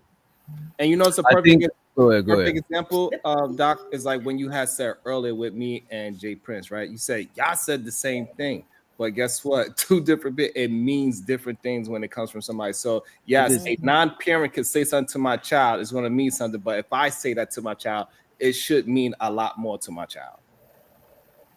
So I'm just saying there's different levels of friendship. If you could be friends with your boss and there's still a boundary, you could be I don't see why you can't be friends to your kids and have a certain kind of boundary. Y'all ain't the same age group. It's different. Wait a minute, let me just finish. Y'all ain't the same age group of friends. It's different level of friends. Maybe Mr. Such and Such next door, he's my neighbor. We friends, but it's not, you know what I'm saying? We not the same age group, so I'll give him a different level of respect because he's an older dude. Like I give my older friends that's of a certain age, I communicate with them and move with them a little bit different than friends of my own age group. You know what I'm saying? Like my peer group. So you call your pops your friend? I don't call him my friend, but he is a friend. And that's the difference. But this is the thing too. You cannot downgrade yourself because he got more than one title. His default title is parent, but his other titles too. You know what I'm saying? Like my brother could be my friend, my sister could be my friend. No, right, your brother and your sister, because y'all are on equal plane. But this is the thing, right? Real quick, Sharon, I apologize. Yo, you're not supposed to be a friend with your boss. If your boss is a good boss, they would never ever be your friend. If your boss is a good boss, they would never be your friend because what it is called fraternization. And most companies lean against that and frown against that all the way. Because in the hierarchy of things, once you're familiar with somebody, once you're in that person, like you comfortable with that person, you start crossing lines that you shouldn't cross. That's just how that goes. That's human nature. So that's why you can't be a boss. If you're a good boss, you never be a friend with your employees. You're gonna respect them, you're gonna be kind with them, but you should never ever be their friend, and you should never be a friend to your kids. Okay? I won't say it can't happen because you could have a friend and then they hire you. You know what I'm saying? No, y'all not friends no more. Like yes, I'm saying it could happen. Not in that capacity. You're not friends anymore. No. Isn't there like a separation between a professional setting and outside of work? Like I think it could happen. You know what I'm saying? Y'all are colleagues. I could agree that it might be a bad idea, but I wouldn't say that it's impossible that it can't happen. You're not my friend anymore once I control your paycheck. And also, like, if you're a good employee, you should also check your boss too, right? And let them know that we ain't friends too. Because I remember when he's like, "Hey, can you do him a favor?" No, I cannot. You could pay me overtime. I ain't your friend. That's where it gets to. I'm not working as you're not my friend. Because my friend could ask me, "Hey, can you come over to my house and put this AC unit in my crib?" Yes, I can. I hear what y'all saying, you know who can't ask me to do that kind of favor? My boss. I hear what y'all saying, but I just don't think it's impossible. But I hear y'all. I understand what you're saying. It's not a good idea. And I agree with what Izzy said earlier. You know, it's better to be friendly than to be friends. You know what I'm saying? Of course, show your humanity. You know what I'm saying? Of course, level with your kid, but there has to be a separation because they're still kids. You know what I'm saying? So it's like that's when they start popping fly. You know, you like what? Like wait a minute, you didn't hear what the hell I just said? You know what I'm saying? Like that's it. People be friends with their kids all the time, man. And that shit always works out terrible. It works. So I would say it works so bad a lot of times. Most of the time. Sometimes I see it don't work. It work out how it work out. You know what I mean? But what so tell me this: when you're friends with somebody, are you going to go to them for advice, for like the same way that you feel like you can go to your parents for certain advice, for money, for certain things? Are you really going to go to your homeboy the same way? Yeah. I wouldn't. Okay. My homeboy helped me fix my credit and shit. You know what I mean? I don't know shit about credit and shit like that. Okay. I mean, credit is... I'm pretty sure y'all got probably some skin in the game. He's not just like, oh, we like each other, I'm going to help you out. Like, you know what I'm saying? There's still going to be levels to it all. I don't know. There's certain things I know I can only ask my parents for. If I needed help, I want to hold. Not the same. I can't ask my homegirl. But I get what y'all saying. I ain't trying to hold y'all up. $1,000. But I can ask my parents. Lucky you. I wish I could ask my parents for $1,000. My bad. We do got Bronxville, and I don't want to hold y'all up. You know what I'm saying? I understand what y'all trying to say. Look, this man. Go ahead on, Sharon. You got it, Rogue? I got you. Shout out to Brownsville, New York for the $9.99 super chat. Being married to a 20+ year educator, I can tell you, y'all kids are undisciplined, Brownsville, unlearned, and entitled. The number one teacher should be the father or mother. Don't blame the teacher, blame yourself. See, Brownsville, you be cooking, but he ain't cooking because my kid is my kid is one of the most awesome kids in the school. That the teachers be like what Sharon said. The teachers be glad to have my kid in the school, and they come up to us all the time. Wow, your son is so good. He's so this, he's so that. You better believe it. So yeah, talk to somebody else. Those are kind of few in between though, because I'm telling you, like as a nail technician, I had a few teacher clients, and I would have to be. I mean, I remember one in particular, Miss Maya. She was young, but she was not ready for the inner city kids. You know what I'm saying? Their attitude, and she really did not know how to get through to them. And she would literally be crying sometimes. I'd be like, Maya said, you can't let them do you like that. You know what I'm saying? You can't let them do you like that. Like shit. If it's a day where they act like they don't want to listen, you put your feet up on the desk. You know what I'm saying? You read a book and be like, I got my check. You know what I'm saying? I got my education. Whoever wants to listen, you know what I'm saying? Like it's in your best interest to listen to me instead of giving the teacher all of this flack and all of this unnecessary like pushback. That's one thing that I always tell my kids. And it's like, I'm not telling them that the teacher is the authority over them, but I want them to respect authority. I want them to respect the people who are put into place and who are chosen to instruct them while I'm working or doing other things and I can't do it. But trust me, when we get back to the crib, oh, what you got in your bag today? We're going over it because I'm not just depending on the teacher. I'm not just depending on the teacher, but like I said, don't disrespect them because these people got 15 to 18 kids. They're all coming from different backgrounds. You know, everybody's parents are not as involved as us, and these people they're in control of this situation. So the least I try to tell my kids to do is just to listen and to respect. Go ahead. Hold on real quick, Sharon. This is the thing though. So I'm not trying to make it seem like my kids are perfect or they don't do anything or I don't have any problems with my kids. That would be a lie.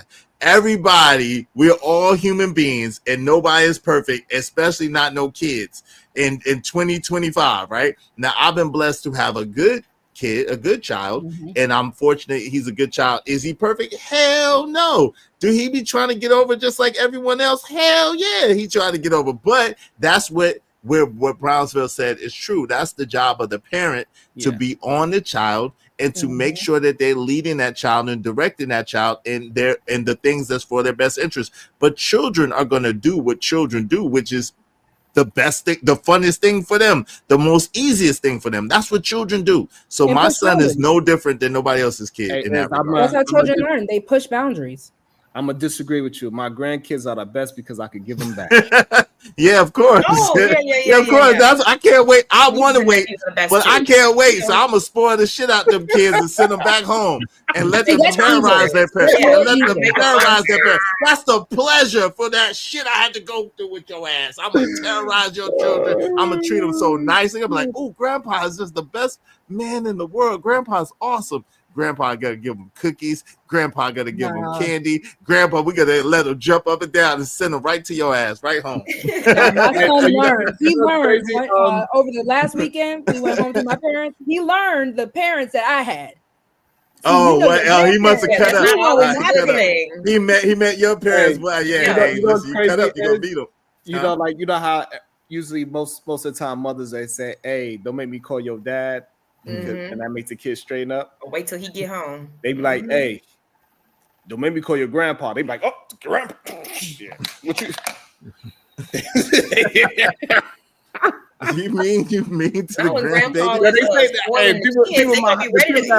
People that love me, they say I'm kind of mean and grumpy and straightforward, but I don't think to the grandkids. You're supposed to spoil the grandkids as a revenge to your children for the shit they put you through. Hey, I ain't gonna lie. I'm pretty like straightforward, and I keep it very consistent on how I am. So this way, like how we was just talking about, like so they can understand that friend boundary, it ain't gonna never happen. Oh yeah, nah. So like I still maintain that even with the grandkids too. Like, nah, we ain't. You come to Paul when you need The phone line is always open. But hey, yeah, I ain't no friend with you. You ain't gonna call me or talking about I need a drink. That's crazy. I hope your grandkids ain't old enough to get no drinks. That was kind of cool. I'm not gonna lie. When you able to actually have a drink with your parents. Oh hell no. I don't know. I love that. Me and my mama was homies, man. Oh hell no, cause I don't know what. I think it's different for 70. We can do that. You know what I'm saying? So I got a question for you because we're probably a little closer to age. So, you 60? Well, you 65ish. Your kid is 35ish, 40ish. Is it okay now for them to say, "Hey, let's go get a drink"? Nah, I'm not. Nah. You don't think so, Seth? Because I've been pondering this question for a little while. Not for me. Because after a while, you can see where it's like the lines get blurred. Right, it changes. Like the dynamic changes. I admit that. However, just it's weird for me. And my parents, my mom is one of the people who like cool with my friends, and I hate that shit. Like, I don't want to be like my mom is like one of them cool moms. Like, don't be no cool mom and cool with my friends and shit. Because you ain't cool with me, when I was younger. But she be cool with my friends and shit. I'm like, nah. So I'm not drinking with her. Y'all are full of shit. I just want to point out. Wait, how is that full of shit? Before he tells why we full of that, one more follow-up question for it. What about at the family function? Are you upset that your kids is drinking and smoking at the family function? Because smoking. When we was younger, so let me just suck up. So it was younger when we had the cousin that was like DJ Wish Doctor. We going to the store. We know what that was really meant to. He ain't going. Yeah, they ain't going for no goddamn walk. We know what they really want. So then when they come back and you recognize your kid is a little bit not acting how you raised, they a little bit. Right. I'm not ready. I'm gonna be honest. What is that situation? I'm gonna be honest. I haven't had that, and I hope I never have that. I don't know how my hand. Like I think I'm good in the sense of I realize that my kids are grown, and I stay out their business. I let them do their thing, make their mistakes. I'm like a coach. So if you want to come to me, if you want to call me up, and you want to ask me advice, I'm gonna give it to you if you ask me.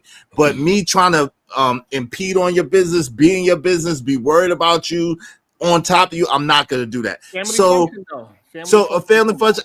My family is not like that. My family is like churchy. Like the family is like churchy. So yeah, that ain't gonna happen. But if it did, I don't know how I would handle that. I got one more question because I know Doc want to ask that question. Tell us why. No, I don't want to ask the question. We can move on after the because we've been hovering over this one for a minute. We can move on. Well, we get excited. I'm sorry, Doc. See, Doc is the odd not man a, out I'm on not this a, one. no, I'm You're not a not a parent, parent. and I I don't know. I'm want to. sorry. I don't Yeah, want he's like, y'all I to can't do the get your I'm kid. sorry. purity. He's like, I damn don't it. want y'all to do the purity testing and try to invalidate what I'm saying. So I'll just sit out I until we know. know.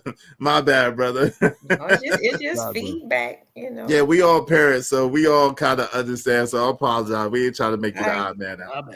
I actually agree to your point. I said now that I'm grown, I wasn't my mama's little friend then, but now that I'm grown, my dad would tell me, "Hey, come outside. I'm smoking a cigar. Come outside real quick." That's My why I mom would was tell me what agreeing. she liked.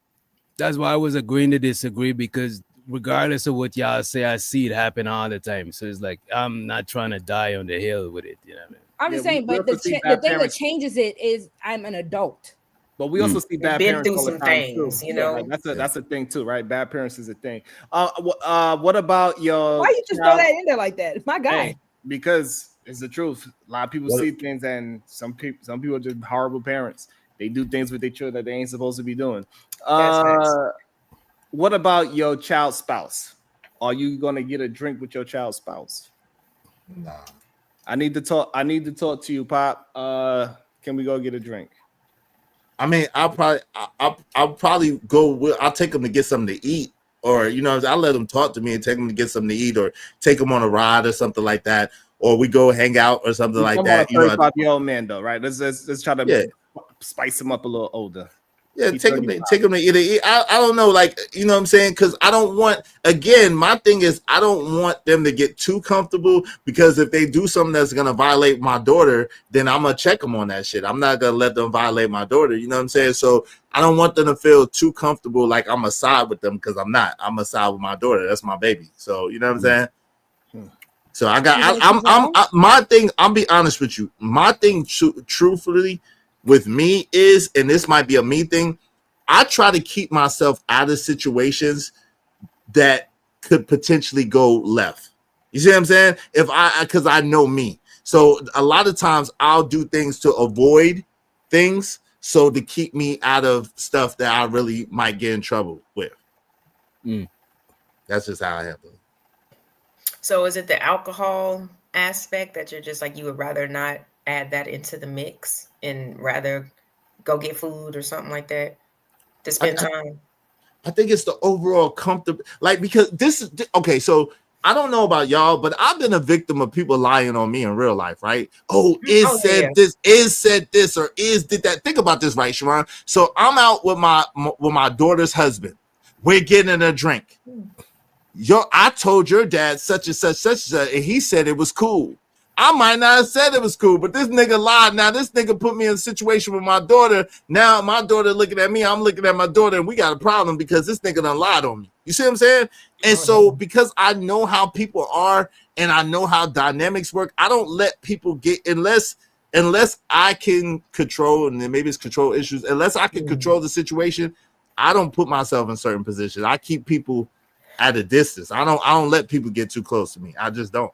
I can level with you on that one, because like my bros, like they have relationships now and they seem pretty serious. We spend holidays and stuff together, and I'm getting friendly with the girlfriends, but at the same time, I've had to have conversations with my bros because they'd be like, "Did you tell her blah blah blah?" I'm like, hell no, I never told her that shit. Exactly. Like, I'm saying, like, why would I tell her that? You know what I mean? Like, exactly. But so she's trying to fish for information from your brother by using you, and and he know that he was talking to you, so he like, only you know that, so now you're in a messed up position. You're in the middle. Yeah, so I tell them, I was like, I mean, I don't even respond to their text messages and stuff anymore. Like, we have, we have phone numbers, and I would love, maybe they have to, go ahead and get married or something like that. But even after that, I still don't want to be all involved. You know what I'm saying? We could be cool, but like, they invite me to go places and stuff. I'll be like, no, I'm good. You know what I'm saying? Because if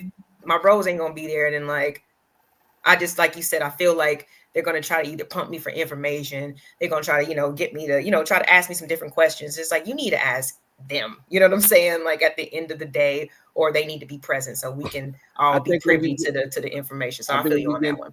I think when you get into the spouses of your kids, it does definitely gets tricky, but you're gonna have to figure out a balance when you could get them comfortable enough to understand the dynamic that you have as well. So it's a very difficult relationship to cultivate for sure. Yeah, I haven't. See, I don't. My kids don't have any children, thank God, yet, and my children aren't in any real serious relationships yet, thank God. So I met my daughter. Shout out to my beautiful baby. Her guy friend is a football player, and so he came to Alabama because he was being recruited or whatever the case may be. So I won't tell y'all the school, but we hung out and stuff. I hung out with him. He was a nice young man, seemingly, but I understand how that goes. He's only going to be a nice young man for her dad. But that made me feel good that my baby, you know what I'm saying, she was kind of serious, so she brought the guy around me to see what I thought. That made me feel good. But I asked her, I said, well, what you thinking about? What? And she told me. I was like, okay. And then we talked about it. So, so I'll talk to my daughter, you know what I mean? Because she asked me, you feel me? But I'm not going to just interject or try to impose my viewpoints on her life. It's her life at the end of the day. Absolutely. She's grown. She got to make her own decisions. I think as a parent, I know I'm long-winded on this, but let me just close it at this.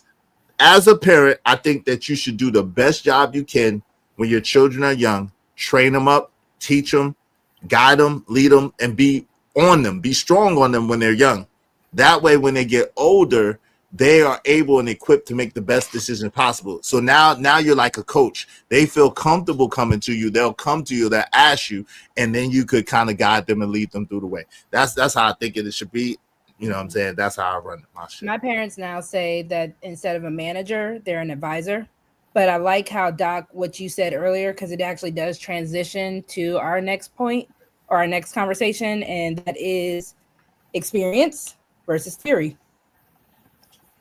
And I think that's a really good example, because when you hear about, like, okay, when someone says experience, and when we have these conversations, especially online, a lot of people want to throw in the intellect versus, well, this is how I know because I lived it kind of situation. So even though Doc hasn't lived it yet as being a parent, he does have a right to the theory of how he would be a parent, or does he? Because again, it's experience versus the theory of it. Yeah, I mean, it's a discussion, but it's like, I get it. I mean, in certain instances, like if we're talking about marriage, like I've never been married, but I've seen it. You know what I mean? I don't have a problem with like putting in whatever input that I can contribute. So like, no, like, of course, you know what I'm saying? Like, you speak on it. You don't have to actually be a parent. You know what I'm saying? Like, I'm pretty sure you got little people in your life, whether it be nieces, nephews, or whatever. I know I was definitely learning about infant care, child care at the age of 10, you know what I'm saying, and beyond. So it's like, you don't have to be necessarily involved in it, but I think you should have some type of exposure to it in one way or another. But it doesn't. That's not even just for parenting. Again, this could be for anything, because a lot of people will say, well, I went to college and I studied XYZ, so I should have some authority in a specific conversation, versus somebody who's like, no, this is my real life. I lived it. I don't think it's nowhere near this. It's nowhere near the same, right? So I disagree wholeheartedly with y'all. Like, I think that DJ Witch Doctor was wise to say, hey, look, I realize that I'm talking to 4 parents and I'm not a parent yet. This is what I believe. But the working knowledge gives you a whole different perspective, because now this is the truth too. And I'm sure Sharon or people who have multiple children could relate to this. You can have 2 children, 3 children born in the same house with the same mother and father, have the same access to experiences, and they are 3 totally different people, right? And so even the way that you parent those people you have to adjust it a little bit. You can't parent all 3 of your children the same. Like you have to, one child might be outgoing and have a bubbly personality. You could just, you know what I mean? Another child might be shy and more reserved, and so you have to have another child. Another child might be in the middle of both of those and have an attitude problem, or have, like, you know what I'm saying, anxiety or whatever the case may be. So it's like, I think experience, in my opinion, experience is the best teacher. The only reason why I said I'm gonna agree to disagree is not because, like, I submit to y'all being parents. It's because I wasn't feeling the purity test shit, and I didn't want to die. It's like $4. So I'm not like, you know what I mean? It's pointless. You know what I'm And saying? that's why I was moving it away from just parenting, because I do like how someone in the chat was like, authority, yes, credibility, no, because that's also a really good point. Because again, not even just on harping on what you were saying, Doc. I just liked how you know what you said, and you stood on it. That was a good transition to our next point. But even like I said, if you want to say experience versus theory, or even the credibility versus the authority type of situation, a lot of people like when, if we want to take it to dating, just for the sake of conversations piece, when we try to say, well, Izzy, Sharon, Doc, you don't date the men you don't date men. Or then when y'all tell us, well, LA Rogue, y'all don't date the women. Like, we know that certain experiences that we all live through, it kind of doesn't shoot down the credibility of what you're saying, or doesn't give you not the authority to say what you're saying, right? Yeah, even like even my bad, Sharon. I cut you off earlier. You got it. So I think the person that has the theory, I think they should be in the inquisitive portion of the conversation, and figure out what can actually work for them. So they hearing is point of view, my point of view, LA point of view, everybody that has the experience of whatever that subject is, and you need to feed off of that experience and see how that can relate to how it can work for you and how your personality works, and whatever that other entity is that you are gathering all this knowledge from all these experienced people. But the person that has the theory should not be out there arguing like he knows how to implement what he believes. He or she knows. He or she knows. He or she, because unless you mean specifically somebody, man, and in that case you should just, you know. But I think it depends on what we're talking about, because is in some instances people might have experience with a thing, and somebody might be new to it and might do it better than them. Like, you could have experience driving, you know what I'm saying? Somebody might be well, driving is a bad example. There's one of them things. There's certain, like, even let's say content creation. There's people that been doing content creation that they advice might not necessarily be the authority, because they might not be like a angry man or something. They might just been doing it longer, so they might not have the same results, or have like a authority on the conversation just because they experience it. You could be new and you could be more innovative, and I'm pretty sure you and Sharon and even Rogue and Lauren, I'm pretty sure y'all do a lot of dope shit than people who've been doing content creation for mad long. So I think it depends on the field. Some feel sure experience is gonna way override like information you have on it, but there's other things that it might be close to like a 50-50. So I don't think it's the same way for everything, you know what I mean? You know, but I think the best combination, and this is what I think Sharon was getting at, and I think I agree wholeheartedly with Sharon on this. The best combination is when you have youth that is able to listen to experience, because that youth can benefit from the experience of an elder and then implement what that elder is telling them based on their experience, right? So that the youth doesn't have to experience the same thing. So then you have the innovation that you spoke about, Doc, right? And then the experience that Sharon spoke about. And if you can infuse those together, that's a powerhouse, right? Because this is the thing, right? You don't know what you don't know.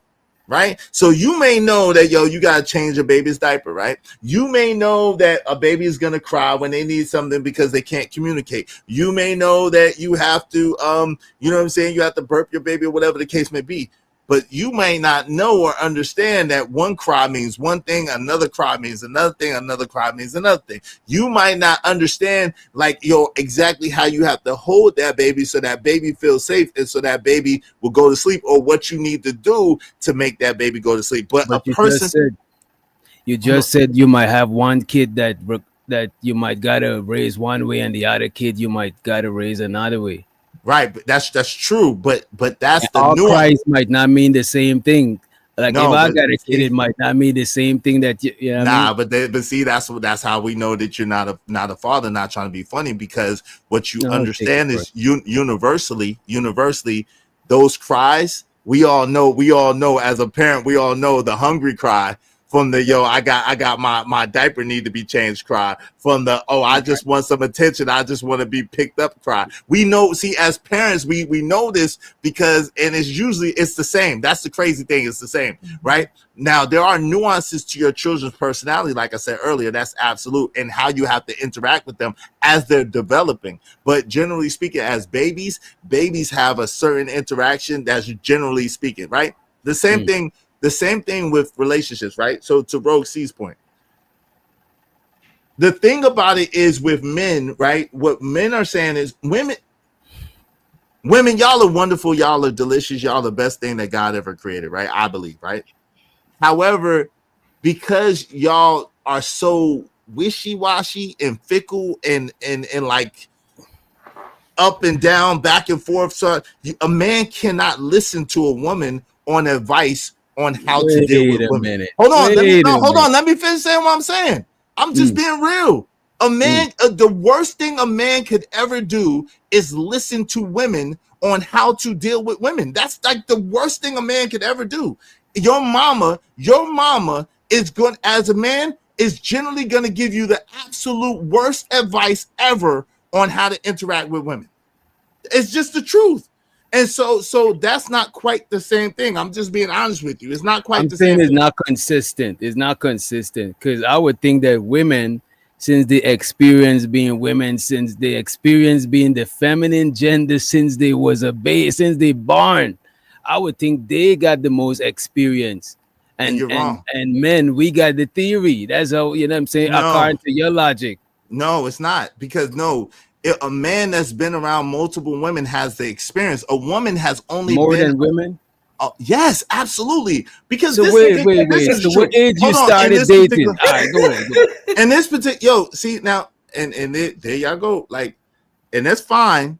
And y'all could disagree, but what I'm saying is absolute, right? It's not even. It's been proven time and time again. So you don't. The saying that they say is you never go to a fish to learn how to fish.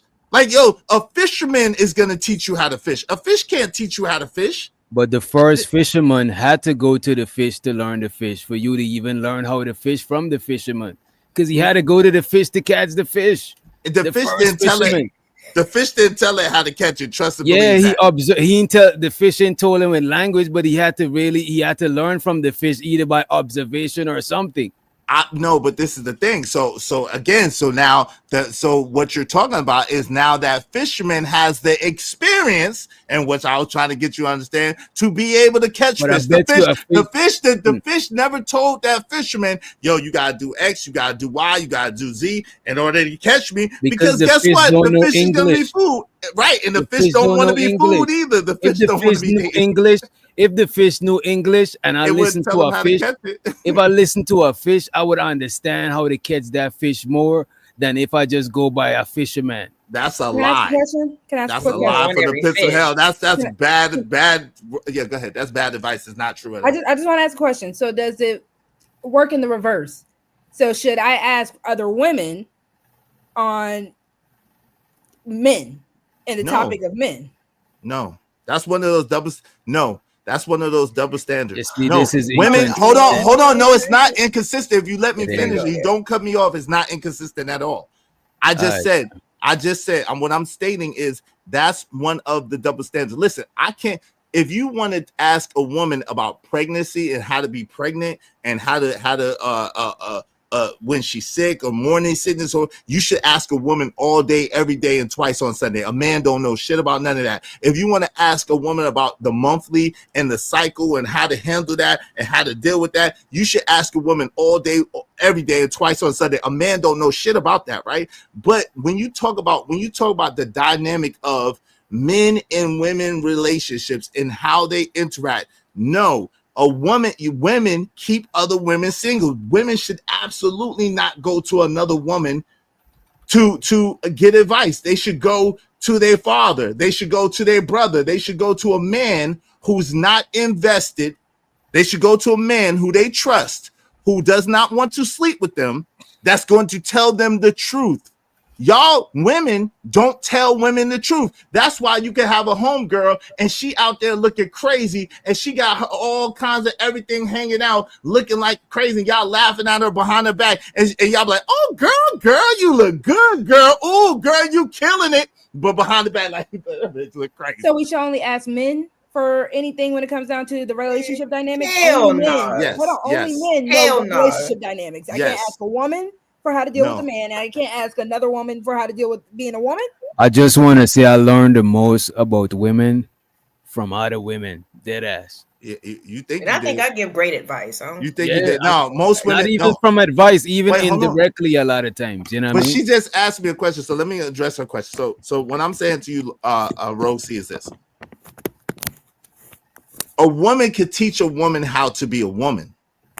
That's what I'm saying. That's why I gave you the example of menses. I gave you the example of a pregnancy. Women can absolutely, older women who are established could absolutely teach a woman how to be a woman.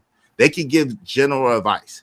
But what I'm saying is when you want the truth and when you want to know how to interact with a man, as a woman, you should talk to a man that you trust. You should talk to your father. You should talk to your brother. You should talk to your uncle, your grandfather, a man that you could trust that does not want anything from you. He is going to give you the most solid advice on how to interact with another man. So who should now, talk to?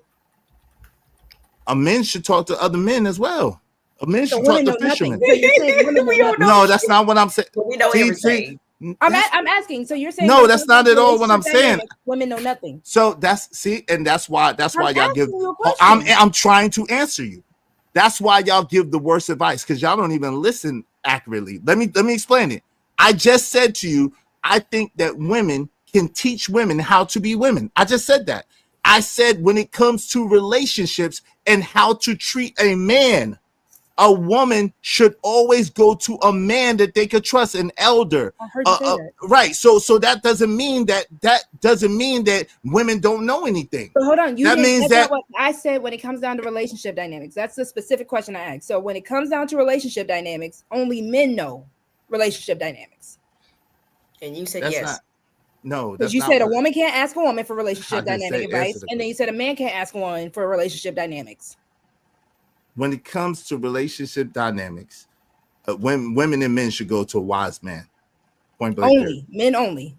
Yes. Okay. So they should go to when it comes in a relationship dynamic, they should go to a wise man that they could trust. Absolutely, because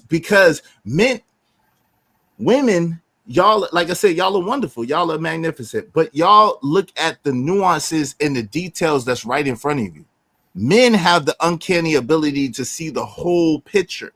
And so if you have a man that you could trust, a man that's wise, a man that you could trust, he's going to give you the best advice for you. He's going to give you the best advice for you. Point blank and period. You just said, hold on. If I just heard, you said that men can see the whole picture while women focus on the details. Are they? Mm-hmm. Are the details ain't part of the picture? Right? Like, what are you talking about? Like, okay, so let me tell you what I'm talking about. That's one of women's strengths. We pay attention to shit, and y'all be mad because we actually catch it and be like, "Oh, let me ask you about this shit." Damn, she caught that shit. Yeah, I caught that shit. We pay attention to detail. That's one of our strengths. And I know that, and that's why I said. So I said women, but it's not. The problem is this: it doesn't translate for a relationship. Just like most of men's skills, it doesn't translate for relationship advice. Because when it comes to women, those details are the same things that most of y'all get hung up on and most of you get tripped up on. Because at the end of the day, most women, not all, don't have the ability to look at the thing objectively as a perspective. Most women don't have that ability. Most women speak or think from the perspective of what they want, of what's best for them, or what they need in a situation, which may not translate for somebody else, and that's why they give the worst advice. So you don't think what you're saying right now is the best advice for men? it sounds like you are. It almost like you're talking about yourself, right? You're saying that men could only give women advice, men could only give men advice, men could only lead the children, men could only go out to work. Women, like this is what is leading down the road of that. Men in relationship status, only men could give out advice because women don't know they ass from they goddamn. That's again, and this is hold on, this is the problem. When you are explaining and expressing this, is getting lost in translation very easily because you are saying that the experience of this wise man trumps everybody else. See, this is the problem. So this is the problem. When you make hyperbolic statements like that, and you try to put it as a blanket over all things, when I was very specific over what I said strictly for relationship advice. Now you tried to make it into working. A man could only work. A man could only do this. A man could only do it. I never said any of that stuff, nor am I saying that. I am strictly talking about when it comes to relationship advice, the best thing for a woman to do is to go to a wise man that she could trust. The best thing that a man could do is to go to a wise man that he could trust for relationship advice, for advice about women. That's all I'm saying. At the end of the hold on, because you just, Sharon, what you just did is what you do, and this is why we be falling out. Because you just twisted up what I said and made it cover a whole bunch of things that I did not say, and I'm not trying to cover with that. Our women are wise. Women are wonderful. Women have value. Women, I'm not saying that women are less than men at all. That's not what I'm saying. I'm not, for me to say that men have a better capability to give more solid advice overall when it comes to relationship is not saying that women are inferior in any type of way. That's just not their specialty or their expertise. It's not. But men, I think both men and women could give relationship advice, especially if they experience and they got wisdom. A lot of times an older lady might give you advice. She might help you to see some shit from your woman perspective, because you've seen it from a man perspective because you're a man. So I do think we should see both men and women advice as valid. We shouldn't just say just men alone, bro. That is not consistent. You know what I mean? It's absolutely consistent. Now, did I say that you should? Now, you should talk to women. I'm not saying you can't talk to women. I'm not saying that you can't converse with them or even ask them their opinion. I'm not saying that. What I am saying is when it comes to the best advice for relationships for women, they should ask a wise man that they could trust. When it comes to the best advice for men, they should talk to a wise man that they should trust. That's just an expertise of those particular men for those particular things. Now, if y'all are on my end, because a lot of y'all agree with what I'm saying, agree through the super chat or through the Cash App. A lot of y'all are agreeing with what I said. So agree through the super chat or through the Cash App. Shout out to Treese. I think Treese was saying I'm right, but there's multiple people. Like, what I'm saying is not foreign. It's actually a school of thought that absolutely agrees with that. And don't be afraid to disagree. You know what I'm saying? Because I've seen both men, and I've seen men give terrible advice in this space. A lot of times. Terrible advice. You know what I'm saying? So I think we gotta look at both men and women perspective when it comes to dating advice. My bad, Sharon. Okay. You got. No, I just want to. And why would random men want to give random women good advice about relationships? I mean, I think that's kind of far-fetched, but go ahead, Sharon. Wait. But see, that's what I'm saying. Y'all don't even listen good, because that's not at all what I said. What I said is you should get with a man that you trust, a wise man that you trust, that has your best interest at heart. That's what I said. So it's not about a random man. It's not random man, and it's not me. That Sharon tried to twist it to that. I said you should get with your father, or you should get with your uncle, or you should get with your brother that you know is a wise man that you could trust, and he will be able to give you a perspective that you have not thought about or you cannot see. He'll be able to give you insight into the situation that you have not even considered. But so the problem is that most people do not have this man that they could trust in relationship, because the majority of people that have this man that is the elder in a family, he's just old. He don't have no good relationship skills. He's proven that he don't have relationship skills. So half of the people have good relationship skills, right? According to these stats that y'all always throw at us, right? And only the other half, they are simps. The ones that do stay with their woman for until they die. Those are simps, and the other ones are doing the right thing. We see it time and time again that men that are considered the wise ones, they are given horrible advice. And these are men that are trusted. These are the so-called wise men of the community.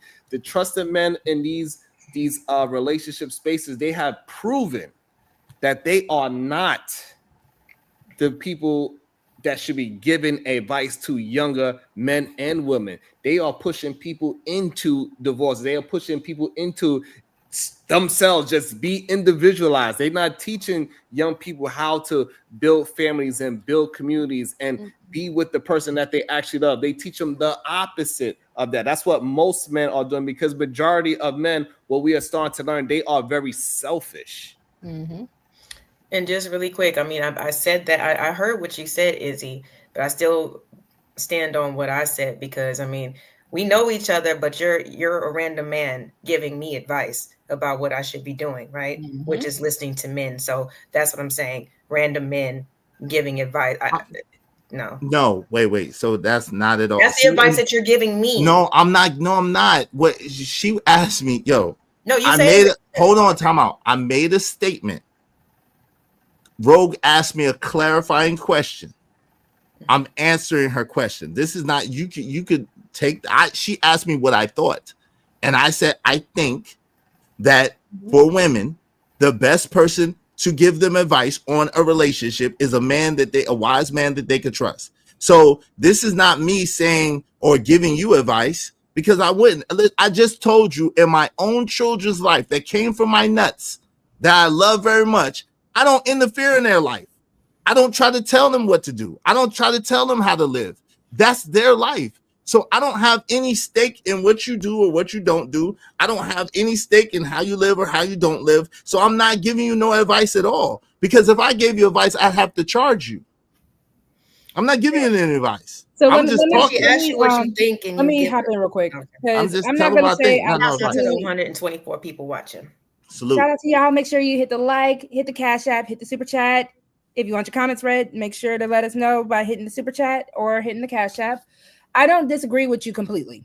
But again, for you to sit here and tell me that I would have to go to my father, I'm not also going to deny the fact that I will go to my mother. I will go to my uncle. I will go to my auntie. There is a balance, because again, there are two sides to the relationship. So for me to only be like, well, as a woman, my woman brain is not smart enough. I only pay attention to the details. So I'm only going to ask men about how to handle relationship dynamics makes no sense. My son, let it be known that his mother is actually trying to make sure he is in a healthy, functioning relationship. Yes, I'm going to show you this woman good, this woman bad, this action good, this action bad. Because again, as a woman who is doing relationships, who has been in relationships, and hopefully by the time he is in a relationship, in a successful relationship, or even again, in a non-successful relationship, because again, I do believe in trial and error also being a great teacher.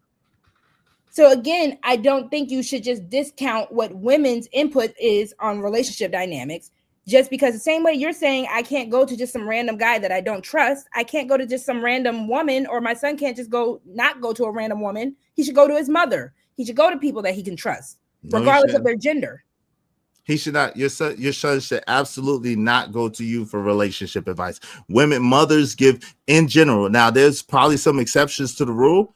I will admit that. I'm not just, but in general, mothers give the absolute worst. If you do a survey of most of the men, they will tell you that mothers give them the absolute worst advice that there is to give a man on a relationship. Mothers would tell you stuff like, hey, son, go bring that girl flowers. Or, hey, son, go give that hoe, go open the door for that hoe. Or, hey, son, you should treat every woman with respect. Like dumb shit like that. Like, no, that's not true. This stupid shit. And this is when stupid shit. This is stupid shit. And this is when advice get masked. You know, and this is when advice is getting masked, right? When really that's just misogyny, and it's not misogyny, it's the truth. Advice about relationships. It's misogyny, not actually advice. And this is the problem that happens when we have these conversations and they just believe inherently that a man is just going to give better advice strictly because he has a penis and he's wise, right? So no, it's many manosphere talking points that's like this, that's rooted in resentment towards women. This is one of them, and often blaming societal changes, right? You know, flowers, and you know, we hear it, right? We hear it comes Men out. used to tell boys to go bring flowers. She went from a girl to a hoe that quickly. Right? Yeah, and because that quickly, and this fosters toxic attitudes that damage both romantic and social relationships. And this is a thing that a lot of men they miss because they do miss the details of what they are saying. And so it's plenty of women that could give great advice. Holding the door is a relationship dynamic. Advice is not only towards one gender. Yo, so this is the thing. So the problem with you, and this is why we always go back and forth, and we always end up having a problem at the end of the day. Again, you twist narratives, but let me make it clear to you. So since you don't really listen that good either, since you want to just spin a narrative and put what you want to put on it. So at the end of the day, the truth is a lady is a lady and a good woman is a good woman. There are lots of those. There are lots of ladies and lots of good women. And the truth is a hoe, a 304. And most mothers do not equip their sons to not deal with hoes. Most mothers tell their sons in a blanketed way to just deal with all women with respect. And the truth of the matter is all women do not deserve respect just because they got a goddamn vagina.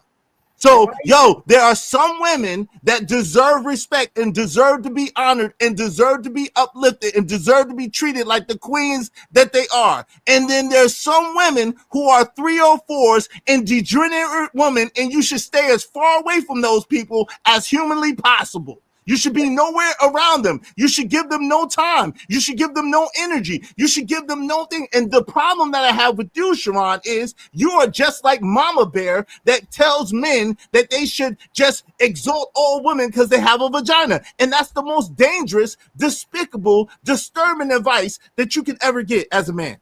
Yeah, I just want to say, hold on, but I never said that.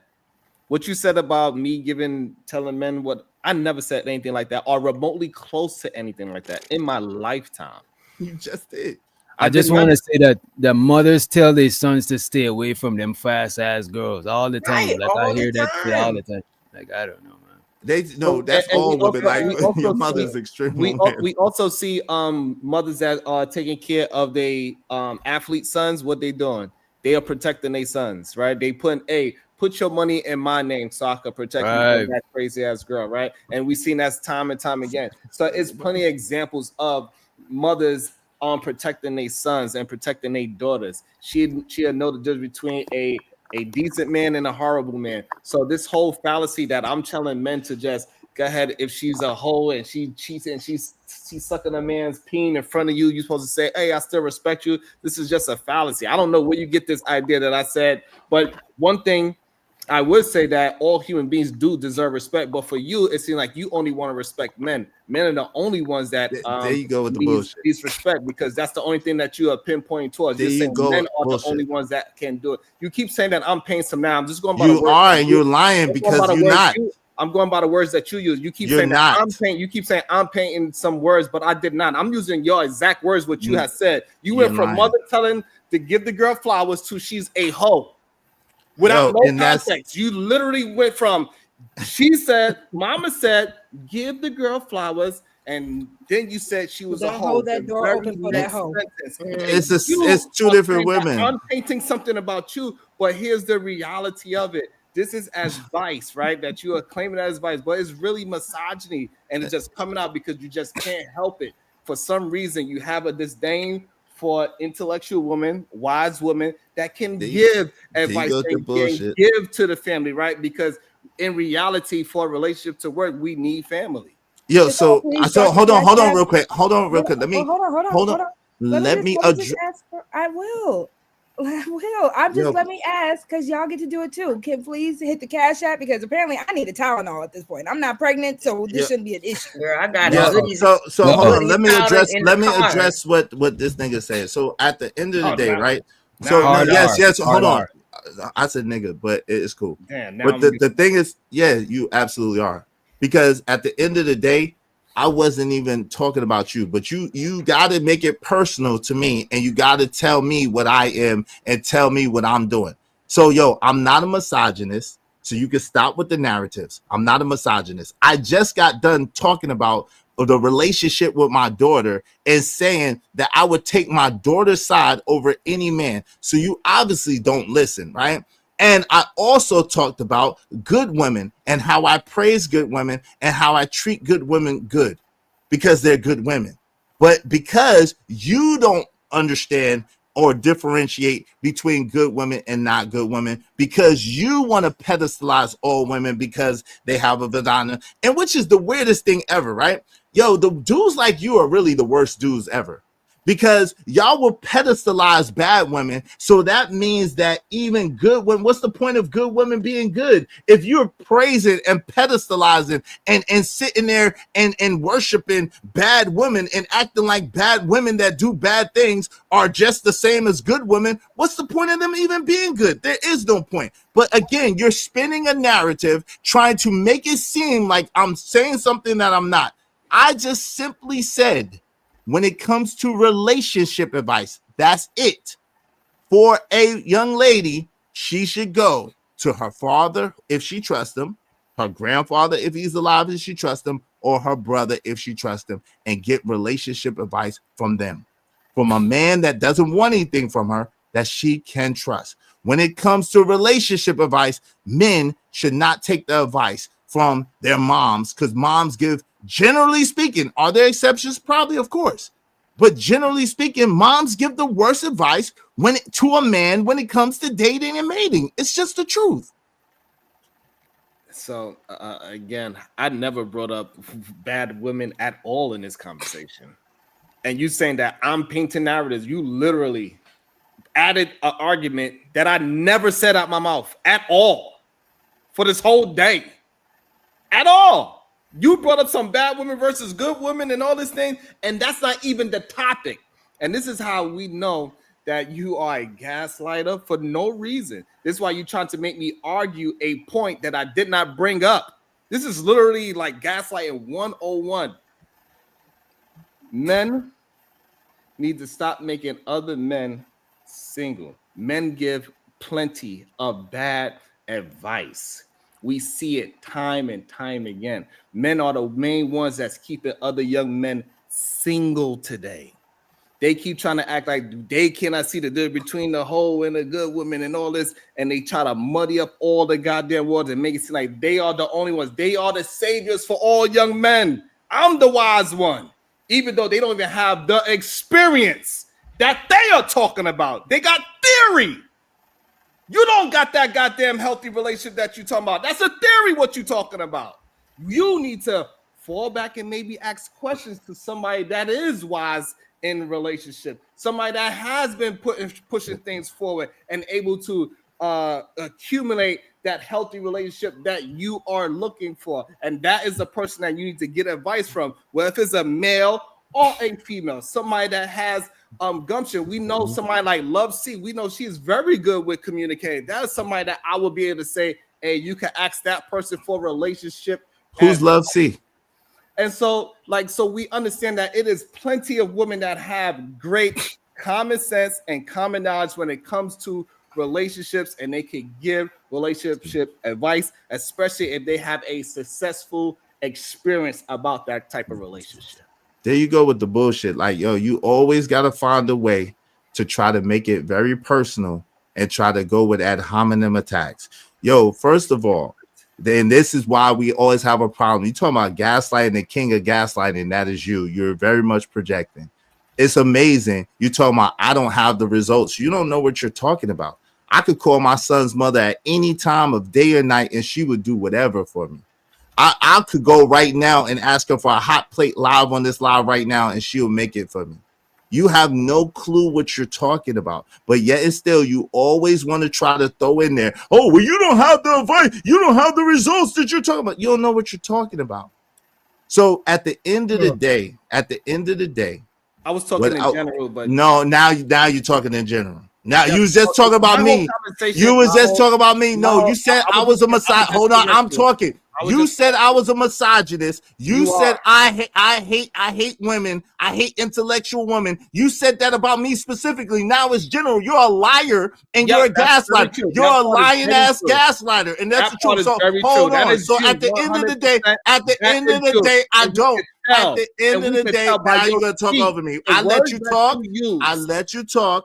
I did not interrupt you. You're lying. So now you're gaslighting, and now you're lying again because I was able to call you out on exactly what you said and exactly what you did because you lie and you gaslight all the time. You try to flip flop and you're real shaky and real loose wrist with it. I'm not slow, sir. I'm very intelligent and I'm very on top of your game and how you play. No, you're slow. So first of all, I have absolutely no problem with intellectual women. I love intellectual women. I love good women, period. At the same time, I'm not going to treat a 304 the same way that I treat a good woman. I'm going to treat a good woman like a good woman, and I'm going to treat a 304 like a 304. So how we got here was you took us here by you trying to make it seem like I'm just a misogynist and that I think that good women and 304 are the same people, and I just don't like women. I don't like intellectual women. That's how we got here. You took us here by trying to gaslight and trying to spin a narrative and trying to paint a picture that's not real. So we can let it go and let other people get in this because at the end of the day, it's going to start to get ugly because you keep trying to bring my personal into it. You keep trying to throw personal attacks. And I was speaking to the points. Just because you don't agree with my point, don't mean that you have to attack me personally. Just because you don't agree with what I'm saying, don't mean that you have to bring me under attack. You don't have to do that. And I'm giving you the opportunity to back out of that. Yo, man, I ain't gonna hold you. Like sometimes, like, look, man, I'm a C student. I'm just gonna always throw that out there. I'm not really a C student. I'm actually more like a B student. But when y'all say a bunch of stuff, it's hard. Like I'm not taking notes.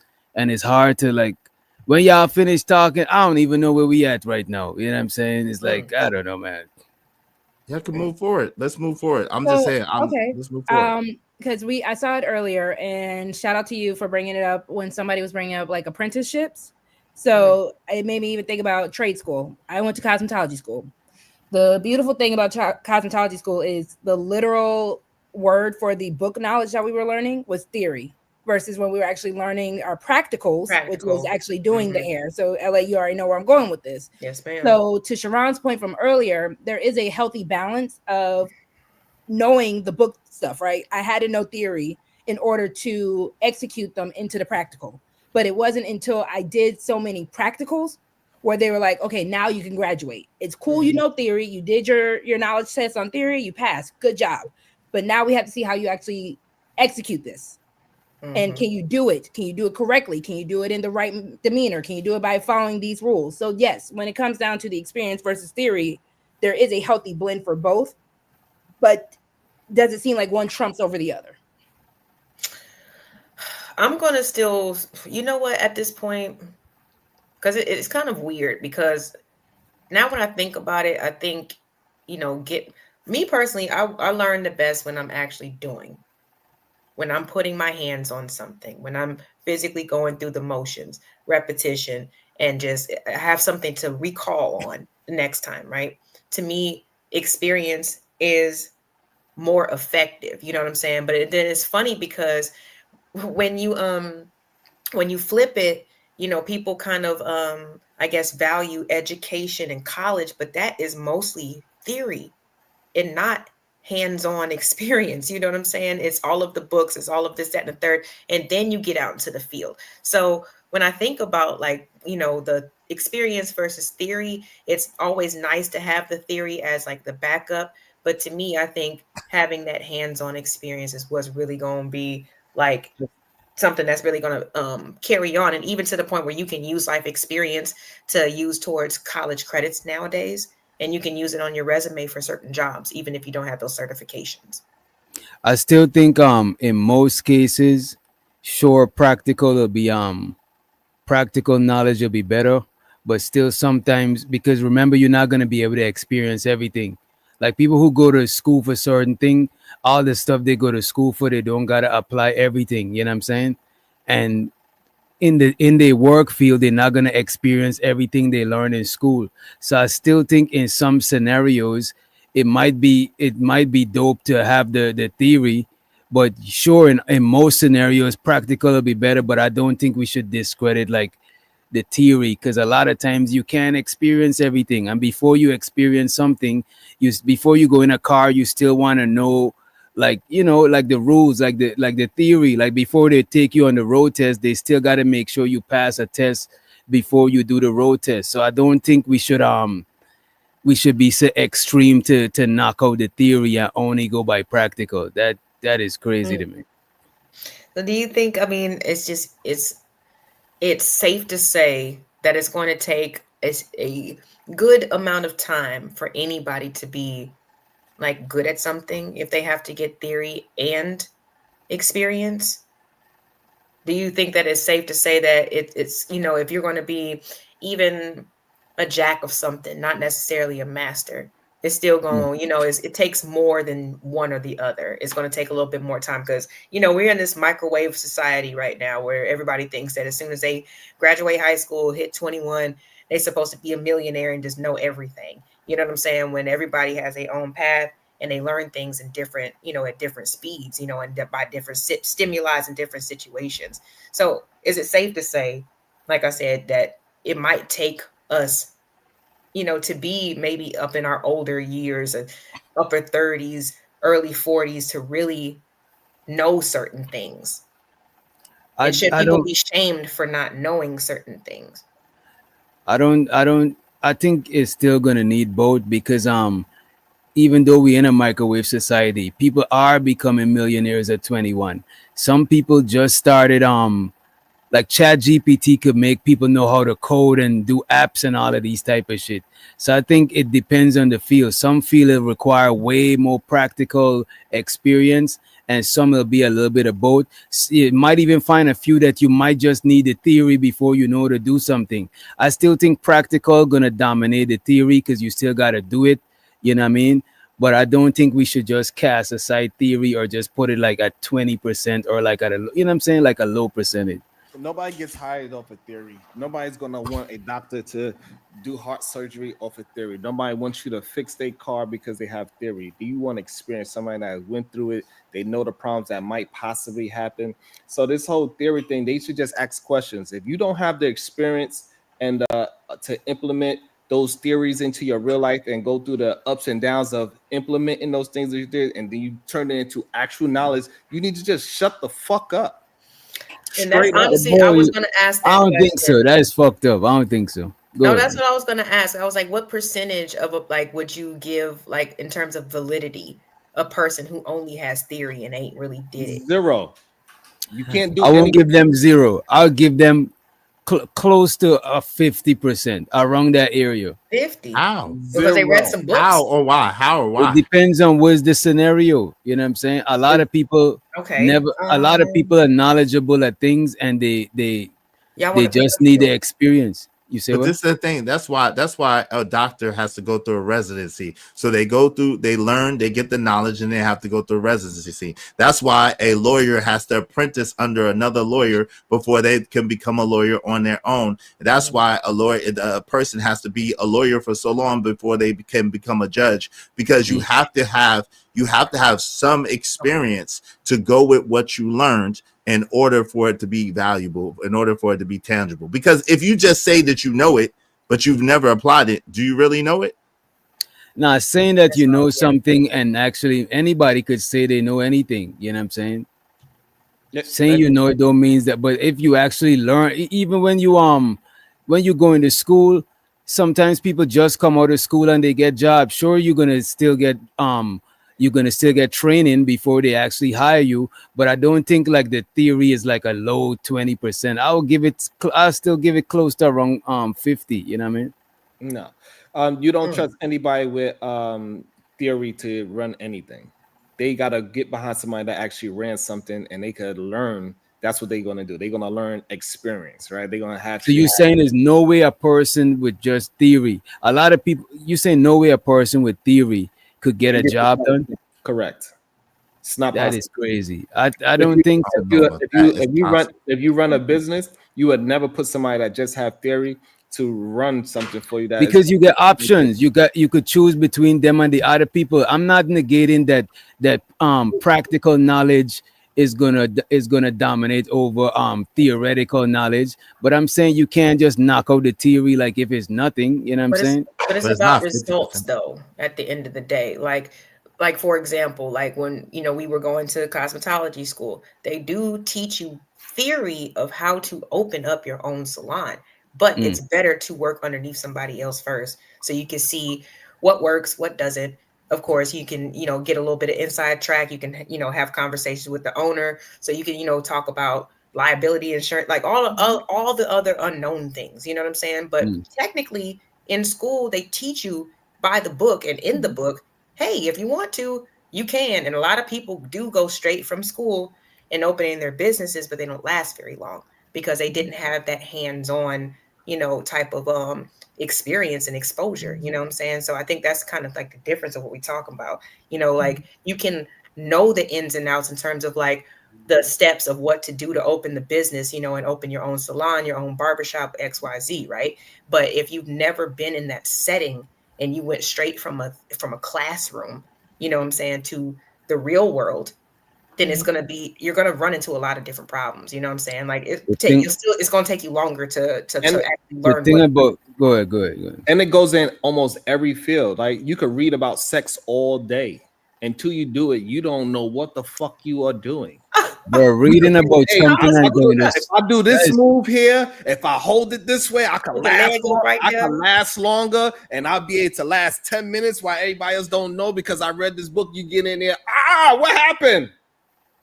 What happened? I'm mad he took it to Kama Sutra. In theory, you think you are the stallion.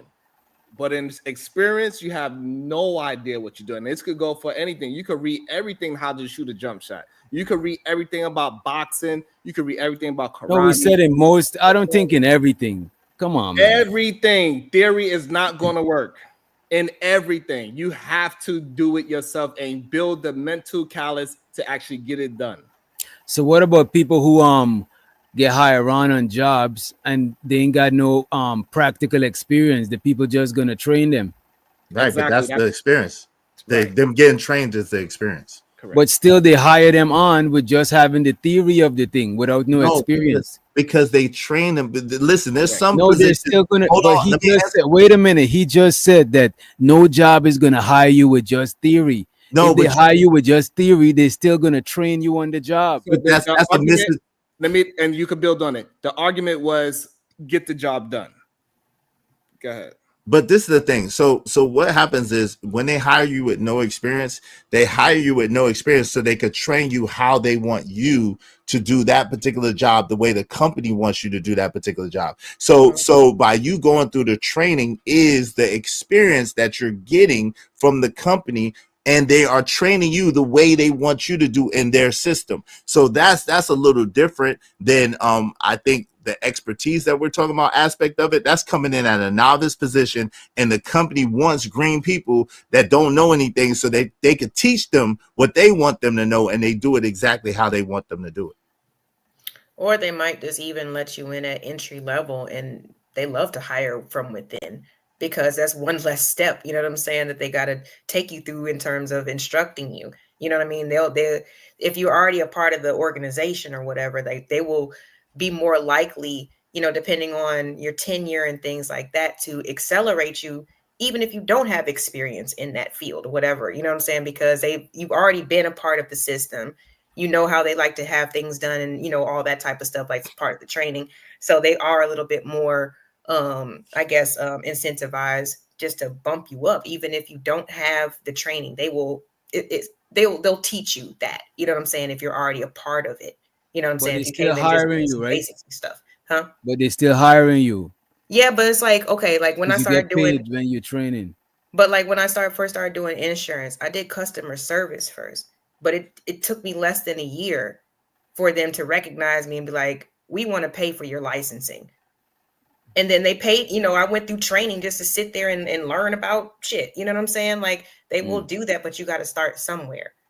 You know what I'm saying? So they'll let you in and you can do some real basic menial type of stuff. But if you have a good, rapport, you have that good work ethic, that's what I think, balancing the sports in the school and stuff. For me, it kind of helped me. I had to do it. It kind of helped me, what I'm saying, in terms of just learning how to endure a lot of, especially working for other people, because unfortunately that's what I have to do. You know what I'm saying? But a lot of companies don't mind if you've put in the work and a little something about the company, they will invest into you more. But also, I want to add, let's also be honest, when it comes down to theory, and this is strictly just off of, like, let's say the employee handbook, all the book knowledge, right? I think there's also a hunger that comes with the experience that you're really showing. If we're going to speak for an employer, if you're going to speak for your lover, going to Sharon's topic on sex, there's a hunger you show when you're really trying to gain that experience that you might not, you could kind of slack off if I'm reading a book about, whatever I'm learning that day, or if I'm just reading, whatever somebody says that they want, right? But when I'm actually putting in that experience I'm kind of jumping into a more of a hunger, or more let me show you that I can do this. Let me really get into it kind of situation, right? And I think that's why experience kind of does trump the idea of theory. Not saying that both aren't needed, but one kind of trumps the other, because now I'm actually showing I'm willing to put in that work. And I think that's what matters, especially if you're talking about an employer, if you're talking about a lover, if you're talking about anything where we're talking about this could work. Even with kids, I'm putting in that work. Like, you remember seeing TV shows, or if your school actually did it, they gave you the little egg, or they gave you the little robotic baby. And it was putting in that work. You could read all day, every day about, a baby is hungry, a baby wants this. But when you actually put in that work of actually taking care of that baby, making sure that you knew that thing will cry in the middle of the night on your ass. Exactly. So even with parenting, if we want to go and take it back there, there's that experience. It's showing that hunger that I'm going to keep going. And I'm going to make this right, at least in my opinion.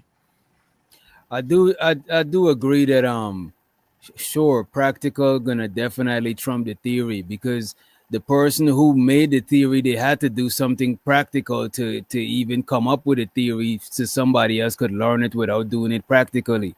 I'm not negating that it trumps it, but I'm just saying it might be scenarios that you could still get higher on with the theory, and the practical you could learn that shit after. You know what I mean?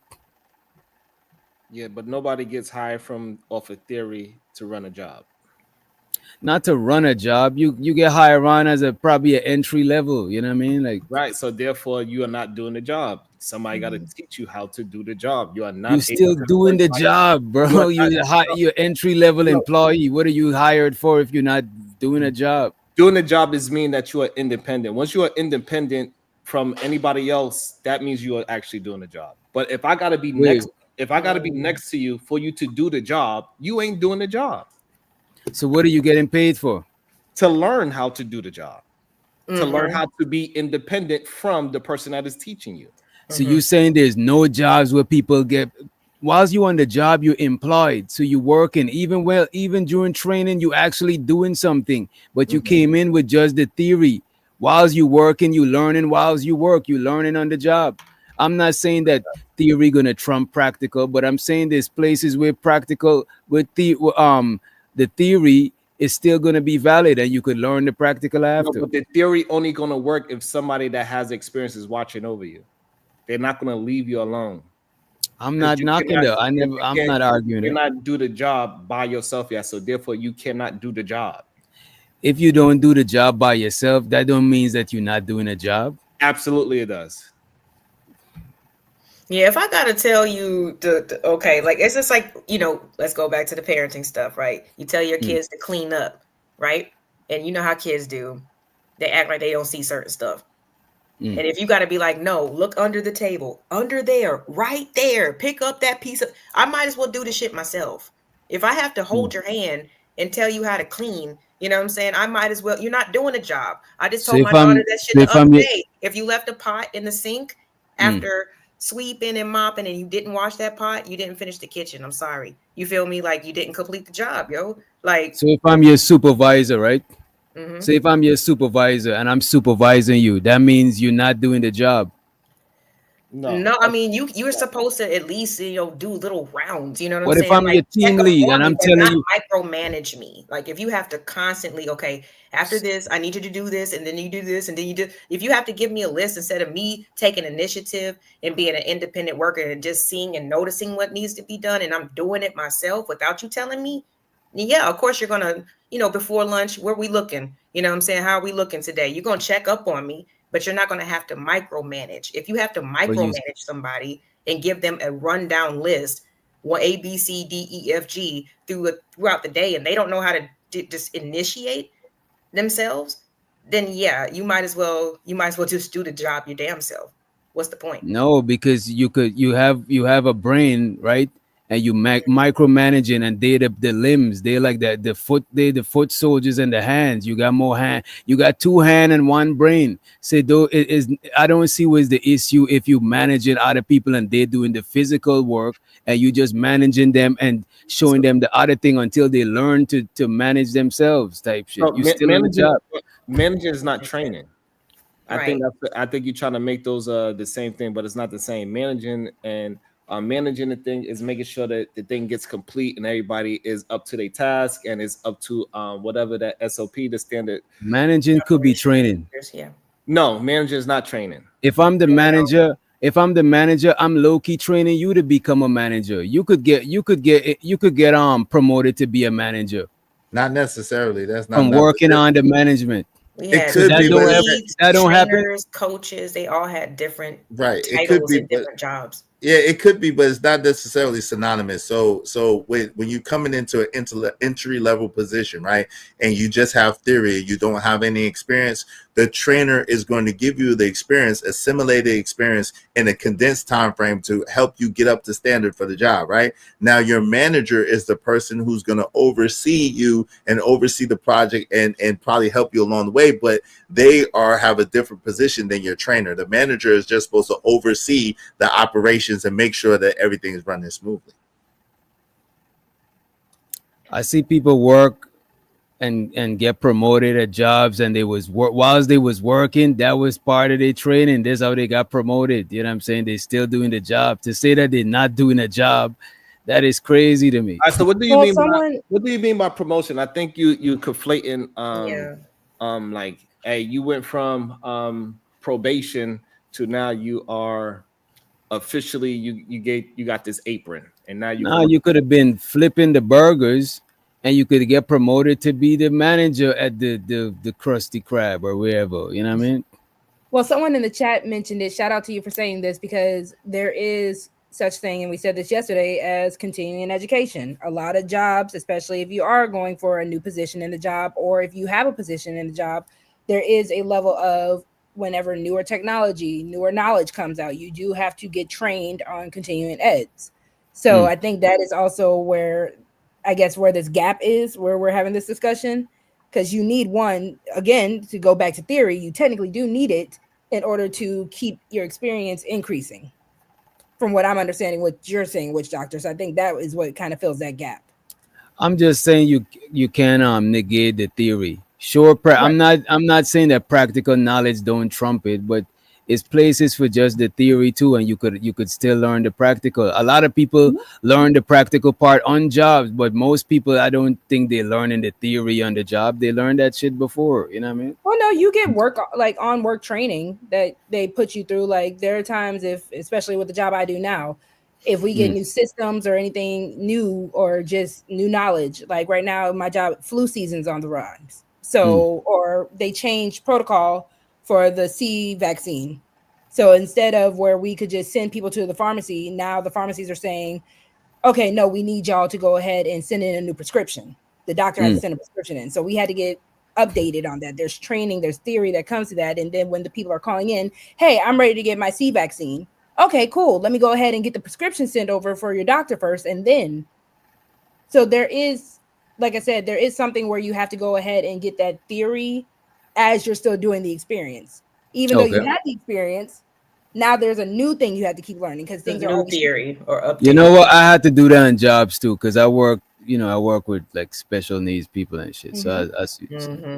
Yeah. So I think the piece that we was really missing is that the implementation of the theory. That's the experience, right? Experience. So you get the theory. All right, this is how I screw this thing in there. But until you actually take it and screw it and you break your damn knuckle, you ain't gonna know how to actually do it. It's just what it is. You have to put that knowledge into implementation. Implication. And that was how Implementation. the theory and then the practical we did, it still changed my experience when I actually went to the first salon.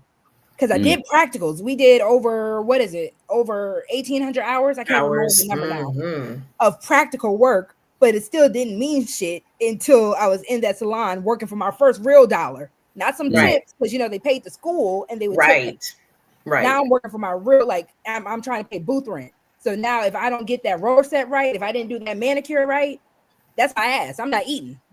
Versus at school, I could do the practical. You did 50 manicures. Good job. You graduated. Right.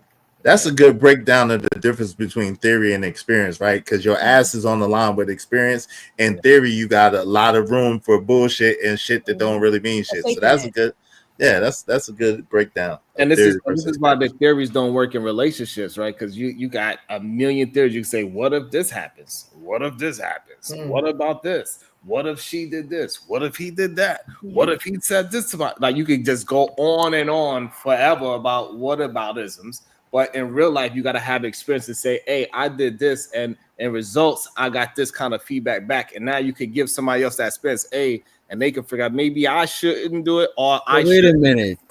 But your experience is not going to really, because it's going to be nuances in your experience, just like you were saying in the theory, because your experience not going to be everybody's experience. I might not date the same chick you date, or the type of chick you date, or the age demographic. You might have been dating in another time type shit. So I don't think I think it's nuance. Both got room for nuances. No, so one is not a nuance. One is the experience. So I could now say, hey, once I did this, this is the reaction I got. So now if the person does the same exact thing I did and they get the same reaction, they could like, oh.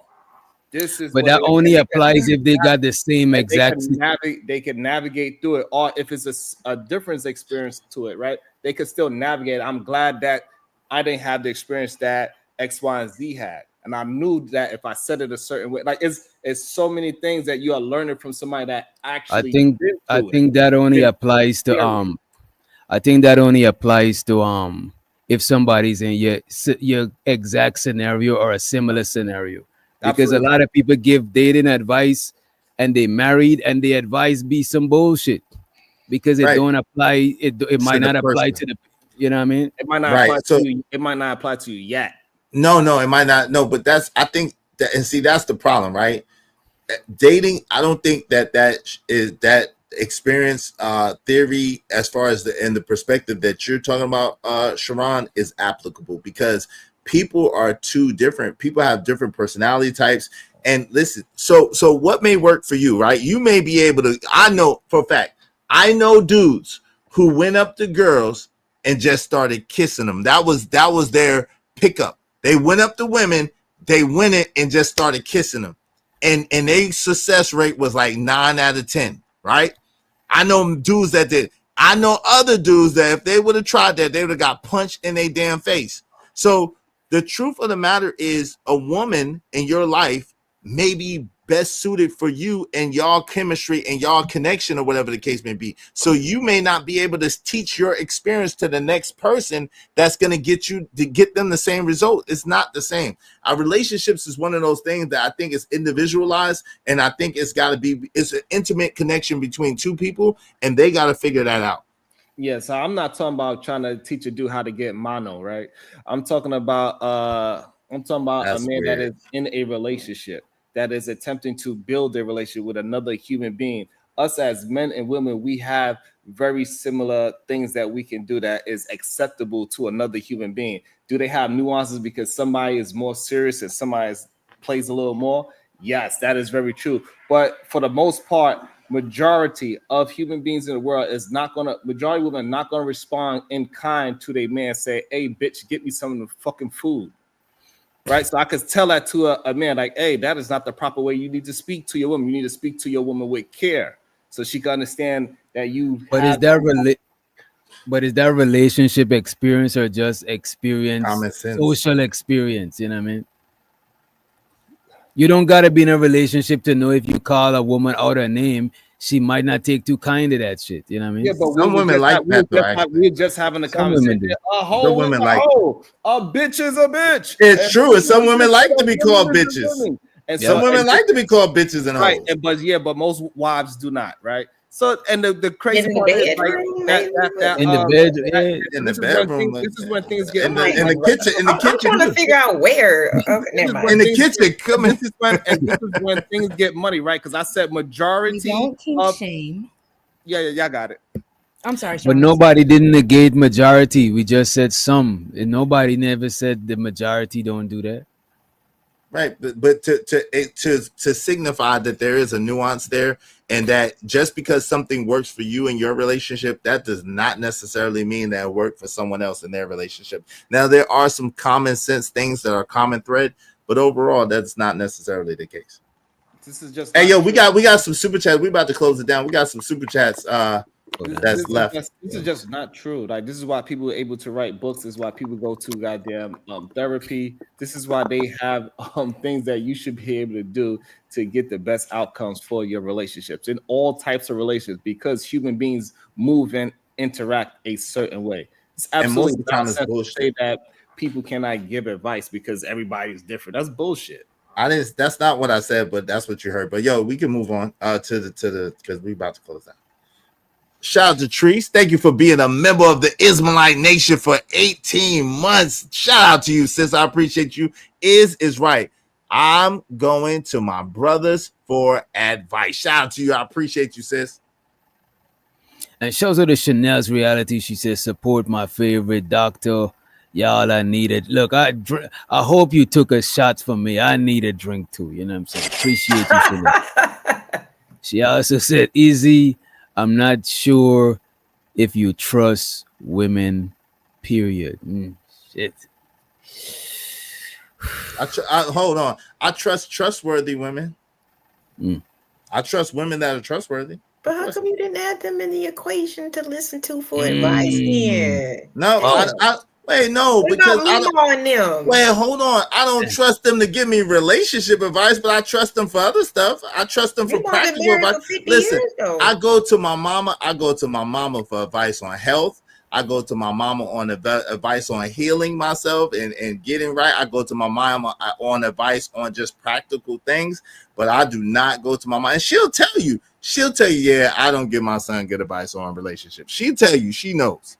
I think it's an individual situation for the men that do have good women in their life that they can get advice from when it comes down to relationship dynamics. Great for you. The same way for women, when you have great men in your life that can also give you good relationship advice. Amazing for you. People who you can trust for good advice are such a rarity. So if you have them, great for you. Right, and shows her the Chanel's reality. She said, Izzy, you listen to your dad and other men. What happened? That's what she's saying. Damn. My life is great, and I got the results that I want. That's what happened. Okay. All right. It shows her the AW said, DJ, this is for the rubbers. He's wild. I appreciate it. I'll spend it. Hey, don't forget the Jimmy. You know what I'm saying? What happened to the Tylenol fund for me in LA? I don't think you'll be able to buy no rubbers with $2 now. What, you gonna get a half a rubber? I don't even think you get a single rubber for $2. Nah, not for $2. Not a Magnum. A Lucy. Not a Magnum. Hit a rubber. Yeah, you ain't gonna be able to get a Magnum. I'm gonna tell you that right now. Joking, y'all. You can get a lifestyle. You can get away with lifestyle package, please. I don't even think they sell lifestyle. I think that's only the free stuff, right? The lifestyles are free ones. Gas station, those are the free ones. You can go down to gas station. They like $4.49. What? No, I'm just saying. At one point in time, there was Yeah, for the Magnums for the gas. Yo, when you on the road, you gotta get it from the gas station. You get the Magnum, it's $4.49 plus tax. Yes, that sounds like it's overpriced. So you can get you a nice little big box from Target. Like guys only know Magnum. Target ain't only app. Target ain't. Target ain't open. What's it called? Well, Magnum is actually average size. Magnum XL is the one that is like the big one. If you want to be real, but okay. And you got a Magnum bear skin, the bear skin Magnum, the thin, you know what I'm saying, the thin layer shit. For the win. For the so y'all don't like the ribbed ones? The ribbed ones are decent. I mean, this for the ladies. I mean, y'all like the ribbed. Y'all like the ribbed ones. For the ladies, yeah. For the ladies, yeah. Like, I don't know the difference if I have it out or not. You know what I'm saying? So, right. That's where men always say that. I can't tell. I don't know how it feels because I got the condom on. I don't want to have the condom on. Right, nigga, please. You know what it feels like. Wait, hold on. Nah, I know you don't. And women be the mostly ones telling people to take the condom off. Let's be honest. Women be the most ones telling dudes to take. It's true. It's always men. Women do be the most ones telling the dudes to take the condom off. They be trying to take it off. Stealth mode. They be saying, "Oh, this condom is," you know what I'm saying? This should be making the coochie irritated, right? You know what I'm saying? They be hitting you with that joint. I'm allergic to latex. They be hitting you with that shit. To latex is notorious. They hit me with that shit, man. I'm like, my daddy, since Izzy said I should listen to my daddy always told me don't listen to no little knucklehead boy who said he's allergic to latex. Right. So, that is right. You ain't get her ready enough. That is right. That is right. Well, I'm telling you, women. My daddy said it. That means. I'm telling you, women say it. Women say it all the time. Hey, I'm allergic to latex. I don't like the way it feels with latex. All the other bullshit. Shout out to you my heard dad. What I said. Anyway, trying to get a baby. My dad. You gotta get it wet. You already know that shouldn't even be no damn problem. Too much friction. They're trying to get a baby from somebody is what the problem is. They're trying to extrapolate baby.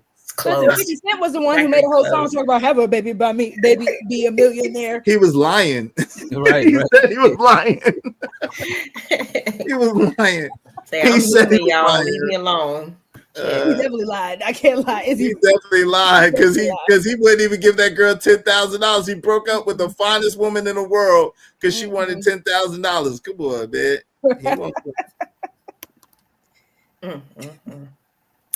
Any final thoughts? We definitely want to say y'all, thank you all so much for rocking out with us this Thursday. We will definitely catch y'all on the next one. We got amazing shows. Will the drama be there? Will the drama not be there? Will it be spicy? You never know.